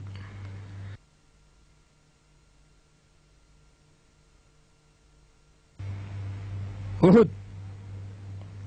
பெருமானார் ஸல்லல்லாஹு அலைஹி வஸல்லம் அவர்கள் பரந்த மனம் கொண்டவராயிருந்தும் குறைஷிகள் அமைதியாக இருக்கவில்லை. மக்கா குறைஷிகளும் பிற கோத்திரத்தார்களும் சேர்ந்து சுமார் 3000 படையினர் மதீனாவை தாக்குவதற்கு உஹுத் என்னும் இடத்திற்கு வந்தார்கள். அப்துல்லாஹ் இப்னு ஜுபைர் ரலியல்லாஹு அன்ஹு அவர்களின் தலைமையில் 50 விற்போர் வீரர்களை பெருமானார் ஸல்லல்லாஹு அலைஹி வஸல்லம் அவர்கள் இந்த ஜபலுர் ருமாத்திற்கு உச்சியில் நிற்க வைத்தார்கள். மேலும் பெருமானார் ஸல்லல்லாஹு அலைஹி வஸல்லம் அவர்கள் கட்டளை வரும் வரை இந்த குன்றிலிருந்து கீழிறங்காமல் எதிரிகளை நோக்கி அம்பெறிந்து கொண்டே இருக்க வேண்டும் என்று கட்டளை பிறப்பித்தார்கள். மதீனாவிற்கு மிகவும் அருகில் உள்ள உஹுதில் 700 நம்பிக்கையாளர்கள் நிராகரிப்பாளர்களுடன் மிக கடுமையாக போரிட்டது இதோ இந்த பள்ளத்தாக்கில் தான். மறுமை நம்பிக்கையால் ஈர்க்கப்பட்டு முன்னேறிக் கொண்டிருந்த முஸ்லிம் படையினருக்கு எதிராக போரிட எதிரிகளால் முடியவில்லை. தங்கள் தலைவர்களும் கொடியை தாங்கக்கூடியவர்களும் கொல்லப்பட்டதால் நிராகரிப்போர் போரிலிருந்து பின்வாங்கி சென்றனர். இதை கண்டதும் விற்போர் வீரர்களில் 10 நபர்களை தவிர அனைவரும் பெருமானாரின் கட்டளையை புறக்கணித்து குன்றிலிருந்து இறங்கி காபிர்கள் விட்டுச் சென்ற ஆயுதங்களையும் பொருட்களையும் சேகரிக்கத் தொடங்கினர். இந்த தருணத்தை பயன்படுத்தி ஹாலித் பின் வலீதின் தலைமையில் காபிர்களின் குதிரைப்படையினர் குன்றின் பின்பக்க வழியாக மலை மீது ஏறி முஸ்லிம்களுக்கு எதிராக போரிடத் தொடங்கினார்கள். இதனால் ஏற்பட்ட குழப்பத்தில் முஸ்லிம் படையினர் ஆங்காங்கு சிதறி ஒரு சிலர் தங்களுக்குள் சண்டையிட்டுக் கொண்டனர். இந்த சூழ்நிலையில் சிக்கி ஏராளமான முஸ்லிம் படையினர் வீர தியாகிகளாயினர். முஸ்லிம்கள் மீண்டும் வலிமை பெற்று மிக்க வீரத்துடன் முன்னேறி சென்று எதிரிகளை தாக்கியதால் அவர்கள் போர்க்களத்தை விட்டு ஓடிச் சென்றனர். உஹது போரில் தியாகிகளான சுமார் 60 சஹாபாக்களின் கபறுகள் இந்த சுற்றுச்சுவருக்குள் உள்ள சமவெளியில் தான் உள்ளன. அதற்கு நடுவில் உள்ளது பெருமானாரின் தந்தையின் சகோதரர் ஹம்சா பின் அப்துல் முத்தலிபின் கபராகும். மறுமையை அடைவது நம் லட்சியமாகும் பொழுது வெற்றியும், இவ்வுலக விஷயங்களுக்கு முக்கியத்துவம் அளிக்கும் பொழுது தோல்வியும் ஏற்படும் என்பது உஹத் நமக்கு அளிக்கும் படிப்பினையாகும். ஹந்தக், அகழ்போர். சமாதான சூழ்நிலை அதிக நாட்கள் நீடிக்கவில்லை. குறைஷிகளும் வேறு 6 கோத்திரங்களும் சேர்ந்து சுமார் 10,000 படையினரும் 2500க்கு மேற்பட்ட ஒட்டகங்களும் ஏராளமான ஆயுதங்களும் குதிரை படையினரும் சேர்ந்து ஆரவாரத்துடன் கூட்டுப்படையாக மதீனாவை தாக்க புறப்பட்டு சென்றனர். இந்த செய்தியை அறிந்த நாயகம் ஸல்லல்லாஹு அலைஹி வஸல்லம் அவர்கள் தமது தோழர்களுடன் போர் தந்திரங்களை பற்றி ஆலோசனை செய்தார்கள். மதீனா நகரத்தை சுற்றிலும் ஒரு அகழியை தோண்டி எதிரிகளின் முன்னேற்றத்தை தடை செய்வது என்ற பாரசீக போர் தந்திரத்தை சல்மானுல் ஃபாரிசி ரலியல்லாஹு தஆலா அன்ஹு அவர்கள் முன்வைத்தார்கள். பெருமானார் அதை வரவேற்று ஒரு வாரம் மிக கடினமாக உழைத்து 9,000 அடி நீளமும் குதிரை படையினரால் எளிதில் தாண்ட முடியாத அளவுக்கு அகலமும் ஆழமும் கொண்ட ஒரு பேரகழியை தோண்டினார்கள். பட்டினியால் நிமிர்ந்து நிற்க முடியாமல் தமது வயிற்றில் பெரும் கற்களை கட்டி வைத்துக் கொண்டு பெருமானாரும் தோழர்களும் அந்த அகழியை தோண்டினார்கள். இந்த சாலை இருக்கும் இடமும் அந்த அகழியைச் சேர்ந்ததுதான். அகழிக்கு மறுபுறம் வந்த கூட்டுப்படையினர் ஆழமான அகழியை பார்த்து வியந்து நின்றனர். அகழிக்கு மறுபுறம் சல்வுமலை உச்சியிலும் இருந்த முஸ்லிம்களுடன் பிற்போர் மட்டும் ஒரு சில நாட்கள் நடைபெற்றது. முஸ்லிம்களுடன் ஏற்படுத்திக் கொண்ட சமாதான ஒப்பந்தத்தை மீறி யூதர்கள் எதிரிகளின் பக்கம் சேர்ந்தனர். மஸ்ஜித் ஃபத்ஹ் என்ற இந்த பள்ளி இருக்கும் இடத்தில்தான் பெருமானாரின் முகாம் இருந்தது. இந்த நிலைமை ஒரு சில நாட்கள் நீடித்தது. ஒரு இரவில் பேரிரைச்சலுடன் காற்று வீசியது. பலத்த மழை பொழிந்தது. இடியும் மின்னலும் தொடர்ந்தது. அந்த சூறாவளி காற்றில் முகாம்கள் பறந்து சென்றன. முஸ்லிம்கள் அகழியை தாண்டி தாக்க வருவதாக தவறாக எண்ணிய கூட்டுப்படையினர் பொழுது விடியும் முன்னரே ஹந்தக்கை விட்டு சென்றனர். அல்லாஹுவின் இந்த தந்திரம் முஸ்லிம்களை காப்பாற்றியது. தங்களை பேரழிவிலிருந்து காப்பாற்றியதற்காக முஸ்லிம்கள் அல்லாஹுவை போற்றி புகழ்ந்து நன்றி செலுத்தினார்கள். ஹைபர். ஹுதைபியா ஒப்பந்தம் வாயிலாக மதீனாவில் மீண்டும் சமாதானம் நிலைநாட்டப்பட்டு விட்டது. ஆனால் வஞ்சகரான யூத குலத்தினர் இருக்கும் வரையிலும் முஸ்லிம்கள் நிம்மதியாக வாழ இயலாது என்பது ஹந்தக் தரும் படிப்பினையாகும். 100 குதிரை வீரர்களும் 160 காலாட்படையினரும் பெருமானாரின் தலைமையில் மதீனாவிலிருந்து ஹைபரை நோக்கி புறப்பட்டு சென்றனர். இது ஹைபரில் உள்ள யூதர்களின் மர்ஹபு கோட்டையாகும். முஸ்லிம்கள் பல நாட்கள் இந்த கோட்டையை முற்றுகையிட்டதால் கடுமையான மோதல் ஏற்பட்டது. யூதர்கள் கோட்டைக்கு வெளியே வந்து சரணடைந்தார்கள். கோதுமை வைக்கோலும் களிமண்ணும் சேர்த்து பிசைந்து பேரீச்ச மரக்கட்டைகள் சேர்த்து கட்டப்பட்ட இந்த 3 அடுக்கு கோட்டை 1500 வருடங்களுக்கு பிறகும் வரலாற்றின் அமைதியான சாட்சியாக உள்ளது. ஹைபரில் யூதர்களின் வீடுகளின் சிதிலங்கள் இப்பொழுதும் உள்ளன. இது ஹைபரில் உள்ள ஒரு யூத தேவாலயம். நிராகரிப்போர்களை கொன்று விடுவது என்பது முஹம்மது நபி ஸல்லல்லாஹு அலைஹி வஸல்லம் அவர்களின் கொள்கை அல்ல. முஸ்லிம்களிடம் சரணடைந்த யூதர்களிடம் பெருமானார் மிக கண்ணியமாக நடந்து கொண்டார்கள். அவர்களிடமிருந்து கைப்பற்றப்பட்ட தௌராத்தின் ஒரு சில பக்கங்கள் அவர்களிடமே திருப்பி அளிக்கப்பட்டது. விவசாய நிலங்களின் உரிமையை தங்களுக்கே கொடுக்க வேண்டும் என்ற யூதர்களின் வேண்டுகோளை பெருமானார் ஸல்லல்லாஹு அலைஹி வஸல்லம் அவர்கள் ஏற்றுக்கொண்டார்கள். யூதர்களுடன் சமாதான ஒப்பந்தம் ஏற்படுத்திய பிறகுதான் முஸ்லிம்கள் ஹைபரை விட்டும் திரும்பிச் சென்றார்கள்.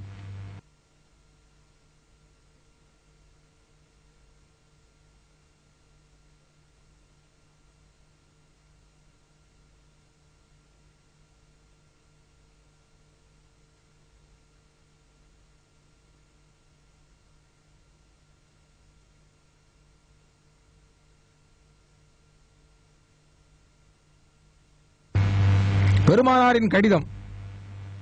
முஹம்மது நபி ஸல்லல்லாஹு அலைஹி வஸல்லம் அவர்கள் இந்த உலகம் முழுவதையும் உண்மையான நம்பிக்கையின் பக்கம் அழைக்க இறைவனால் அனுப்பப்பட்ட இறுதி தூதராவார்கள். பஹ்ரைன் நாட்டை ஆண்ட முந்திர் பின் சா என்ற மன்னருக்கு பெருமானார் ஸல்லல்லாஹு அலைஹி வஸல்லம் அவர்கள் அனுப்பிய கடிதத்தின் நகல்தான் இது. எகிப்தில் வாழ்ந்த முகௌகிஸ் மன்னருக்கு பெருமானார் ஸல்லல்லாஹு அலைஹி வஸல்லம் அவர்கள் அனுப்பிய கடிதத்தின் நகல்தான் இது. அதிலுள்ள எழுத்துக்கள் பெருமானார் எழுதியவை அன்று. கடிதத்தில் பெருமானாரின் மோதிரத்தால் வைத்த முஹம்மது ரசூலுல்லாஹ் என்ற முத்திரையை காணலாம். மூத்தா போர். முஹம்மது நபி ஸல்லல்லாஹு அலைஹி வஸல்லம் அவர்கள் சிரியாவை சார்ந்த புஸ்ராயில் உள்ள ஹெராக்லியஸ் மன்னரின் கவர்னரிடம் ஒரு தூதுவனை அனுப்பினார்கள். கிபி 629 பெருமானாரின் தூதுச் செய்தியை ஹாரிஸ் இப்னு உமைருல் அசதி ரலியல்லாஹு அன்ஹு அவர்கள் கொதிக்கும் பாலைவனங்களையும் பள்ளத்தாக்குகளையும் தனியாக குதிரை மீது அமர்ந்து ஆயிரக்கணக்கான கிலோமீட்டர்கள் கடந்து ஜோர்டானில் உள்ள அல் கரக்கிற்கு அருகில் உள்ள இந்த மூத்தா என்னும் இடத்திற்கு வந்து சேர்ந்தார். பெருமானாரின் கடிதத்தை கொடுத்ததும் அந்த தூதுவர் கருணையின்றி கொலை செய்யப்பட்டார். தூதுவரை கொலை செய்யக்கூடாது என்ற பொது நீதியை கடைபிடிக்காத இந்த கொடிய செயலுக்காக தமது வளர்ப்பு மகனான ஸெய்த் இப்னு ஹாரிசாவின் தலைமையில் 3000 வீரர்களை பெருமானார் ஸல்லல்லாஹு அலைஹி வஸல்லம் அவர்கள் அனுப்பினார்கள். அவர்களை வழி அனுப்பும் போது பெருமானார் கூறியதாவது: எதிரிகளை சார்ந்த பெண்களையும் சிறுவர்களையும் முதியோர்களையும் கொலை செய்யக்கூடாது, கட்டிடங்களை இடிக்கக்கூடாது, மரங்களை அழிக்கக்கூடாது, அல்லாஹ் உங்களுடன் இருப்பானாக என்று கூறினார்கள். மதீனாவிலிருந்து புறப்பட்ட படையினர் மனித நடமாட்டமற்ற வட அரேபிய பாலைவனங்கள் வழியாக சென்று இப்பொழுது ஜோர்டானைச் சேர்ந்த மூத்தாவிற்கு வந்தடைந்தனர். சுமார் 2 லட்சம் வீரர்களை கொண்ட ரோம படையினர் வெறும் 3000 முஸ்லிம் படையினருடன் போரிட்ட மூத்தா போர்க்களம் இதுதான். உமவி ஆட்சியாளரான அப்துல் மலிக் தமது ஆட்சி காலத்தில் கட்டிய நினைவு சின்னத்தின் சிதிலங்கள் தான் இப்பொழுது அங்கு குவிக்கப்பட்டுள்ள கற்கள். பெருமானாரின் கொடியை தாங்கி எதிரிகளின் நடுவில் முன்னேறிய ஸெய்த் இப்னு ஹாரிசா ரலியல்லாஹு அன்ஹு அவர்கள் மிக வீரமாக போராடி வீரமரணம் அடைந்தார். அதற்கு பின் ஜாஃபர் இப்னு அபூ தாலிப் ரலியல்லாஹு தஆலா அன்ஹு அவர்கள் கொடியை பெற்றுக்கொண்டு எதிரிகளின் நடுவில் நுழைந்தார். அவரது கைகள் வெட்டப்பட்டு கீழே விழுந்ததும் அந்த கொடியை தனது கட்கத்தில் இறுக்கிக் கொண்டு முன்னேறினார். அவரது கால்களும் அதே இடத்தில் வெட்டப்பட்டது. அவரும் வீரமரணம் அடைந்தார். திடீரென முன்னேறி வந்த அப்துல்லாஹ் இப்னு ரவாஹா ரலியல்லாஹு தஆலா அன்ஹு அவர்கள் அந்த கொடியை ஏந்தி எதிரிகளின் மீது பாய்ந்தார். அவரும் இதே இடத்தில் வீரமரணம் அடைந்தார். இங்கு எழுந்து நிற்பது அவர்களது கல்லறைகள் அல்ல, வீர மரணத்திற்கு நினைவாக எழுப்பப்பட்ட அடையாளங்களாகும். அந்த 3 சஹாபாக்களின் மரணச் செய்தியை அறிந்த பெருமானார் ஸல்லல்லாஹு அலைஹி வஸல்லம் அவர்கள் அவர்களது ஆத்மாக்கள் சுவர்க்கத்திற்கு உயர்த்தப்பட்ட நற்செய்தியை மக்களுக்கு அறிவித்தார்கள். 3 படைத்தலைவர்களும் இறையடி சேர்ந்ததும் சுறுசுறுப்பும் திறமையும் உள்ள காலித் பின் வலீத் ரலியல்லாஹு தஆலா அன்ஹு அவர்கள் படைத்தலைமை ஏற்று படையினரை ஒருங்கிணைத்தார். மதீனாவிலிருந்து துணைப்படையினர் வந்திருப்பதாக தவறாக எண்ணிய ரோமப்படையினர் போர்க்களத்தை விட்டும் திரும்பிச் சென்றனர். படைபலம் அல்ல, இறை உதவிதான் வெற்றிக்கு அடிப்படை என்பது நிரூபிக்கப்பட்டுவிட்டது. மக்கா வெற்றி. சுமார் 10,000 முஸ்லிம் தோழர்களுடன் பெருமானார் ஸல்லல்லாஹு அலைஹி வஸல்லம் அவர்கள் பாலைவன பரப்பு வழியாக முன்னறிவிப்பின்றி மக்காவை நோக்கி சென்றார்கள். தம்மையும் தோழர்களையும் தங்களது வீட்டை விட்டும் வெளியேற்றி ஏராளமான கொடுமைகளுக்கு ஆளாக்கி துன்புறுத்திய மக்கா குறைஷிகளும் அவர்களது தலைவர்களும் நிர்பந்த சூழ்நிலையில் பெருமானாரிடம் சரணடைந்தார்கள். அப்பொழுது கருணையின் சிகரமான பெருமானார் ஸல்லல்லாஹு அலைஹி வஸல்லம் அவர்கள் மன்னித்து விட்டதாக அறிவித்தார்கள். அவர்களது மதத்திற்கும் நம்பிக்கைக்கும் ஏற்ப வாள் அவர்களுக்கு சுதந்திரம் அளித்தார்கள். வாளால் தான் இஸ்லாம் பரப்பப்பட்டது என்பது பொய்யான கருத்தாகும் என்று நிரூபித்த ஏராளமான நிகழ்ச்சிகளில் ஒன்றுதான் இது. மதத்தின் பெயரால் உங்களிடம் போரிடாத முஸ்லிம் அல்லாத அனைவருக்கும் நன்மையே செய்ய வேண்டும், நீதம் நிலைநாட்டப்பட வேண்டும் என்றும் அத்தியாயம் 60 மும்தஹினா 8ஆம் வசனத்திலும் அல்லாஹ் அல்லாத தெய்வங்களை அழைத்து பிரார்த்தனை செய்பவர்களை நீங்கள் ஏசக்கூடாது என்பதை அத்தியாயம் 6 வசனம் 108 அல்லாஹ் முஸ்லிம்களுக்கு கட்டளையிடுகிறான்.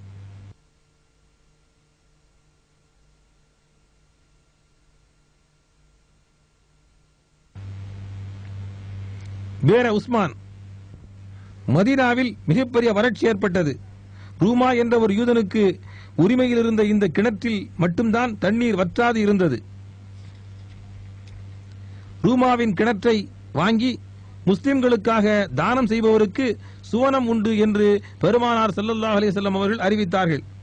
இதை கேட்டதும் உஸ்மான் இப்னு அஃபான் ரலியல்லாஹு தஆலா அன்ஹு அவர்கள் 20,000 திர்ஹத்தை கொடுத்து இந்த கிணற்றை வாங்கி முஸ்லிம்களுக்காக தானம் செய்தார். மதீனாவிலிருந்து 5 கிலோமீட்டர் தொலைவில் உள்ள இந்த கிணற்றில் தண்ணீர் இப்பொழுதும் அதிகமாக உள்ளது.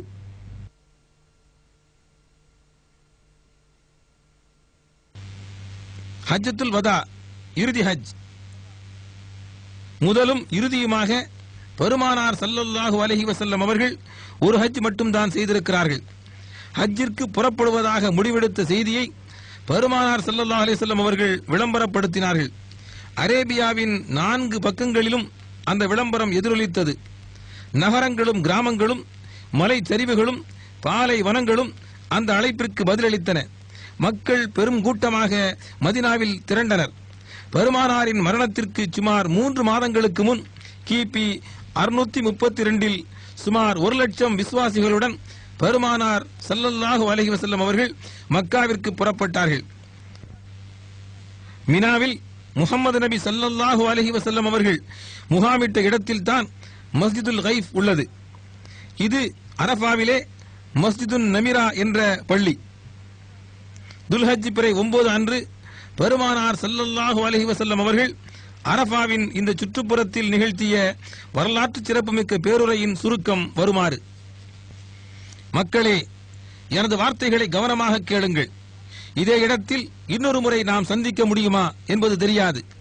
மக்களே, உங்களது இரத்தமும் செல்வமும் இறுதி நாள் வரையிலும் கண்ணியமிக்கதாகும். அனைத்து வட்டிகளையும் அறியாமை காலத்தின் பழி ரத்தத்தையும் நான் ரத்து செய்துள்ளேன். மக்களே, உங்களுக்கு பெண்களிடமும் பெண்களுக்கு உங்களிடமும் உள்ள கடமைகளை நிறைவேற்றுங்கள். அவர்களுக்கு கண்ணியமான ஆடையையும் உணவையும் அளியுங்கள். அவர்களிடம் கருணையுடன் நடந்து கொள்ளுங்கள். அவர்கள் உங்களை சார்ந்தவர்களும் உங்களுக்கு பங்காளிகளும் ஆவர். இறை வசனத்தின் பெயரில் தான் அவர்களை உங்களுக்கு இணைகள் என்ற முறையில் அனுமதிக்கப்பட்டுள்ளது. எனது வார்த்தைகளை கவனமாக கேளுங்கள். மிக தெளிவான 2 விஷயங்களை நான் உங்களுக்கு விட்டுச் செல்கிறேன். அவற்றை பற்றி பிடித்திருக்கும் காலமெல்லாம் நீங்கள் வழிதவறவே மாட்டீர்கள். அவை இறை வேதமும் அல்லாஹ்வின் தூதரின் வழியுமாகும். நீங்கள் உங்களுக்கு நீங்களே துரோகம் செய்யாதீர்கள். எனது இரட்சகரான இறைவா, நீ என்னிடம் ஒப்படைத்த பொறுப்பை நான் பூர்த்தி செய்யவில்லையா என்று கேட்டார்கள்.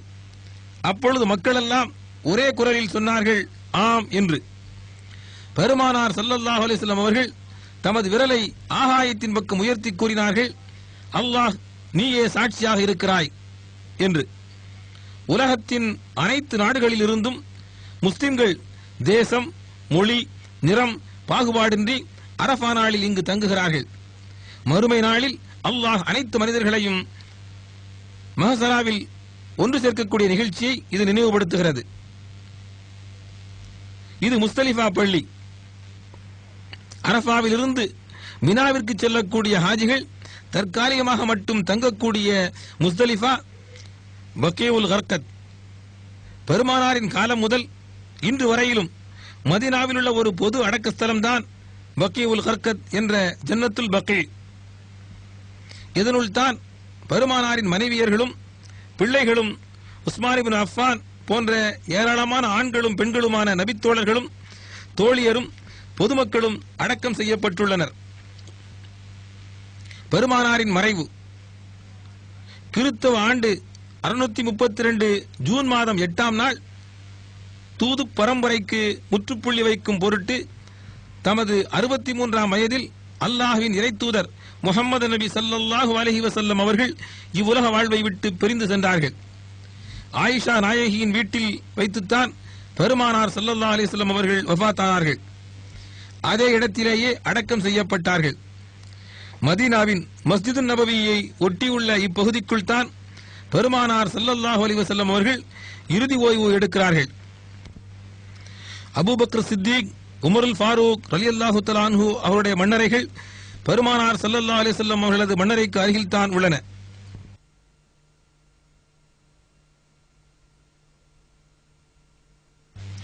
நாகரிக வளர்ச்சிக்கு தொலைதூர வாய்ப்பு காணாத பழம்பெரும் அரேபியாவில் கிறித்தவ ஆண்டு 570 ஏப்ரல் மாதத்தில் மக்காவில் அப்துல்லாஹ் ஆமினாவுக்கு மகனாக பிறந்து சிறு வயதிலேயே அனாதையாக வளர்ந்து பல்கலைக்கழகங்களிலோ கல்லூரிகளிலோ கல்வி கற்காமல் எழுத படிக்க அறியாமலும் உண்மையாளன் என்று எதிரிகளாலும் போற்றப்பட்ட முஹம்மது நபி ஸல்லல்லாஹு அலைஹி வஸல்லம் அவர்கள் தமது 40 வயது வரையிலும் இவ்வுலகத்துக்கு எந்த ஒரு அற்புதத்தையும் எடுத்துக் கூறவில்லை.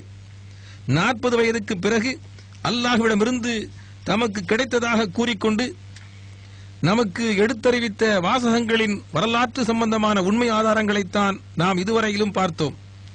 அடுப்படி முதல் உலக அளவிலான வாழ்க்கையின் அனைத்து பகுதிகளுக்கும் வழிகாட்டக்கூடிய ஒரு உத்தம வேதம்தான் அல் குர்ஆன்.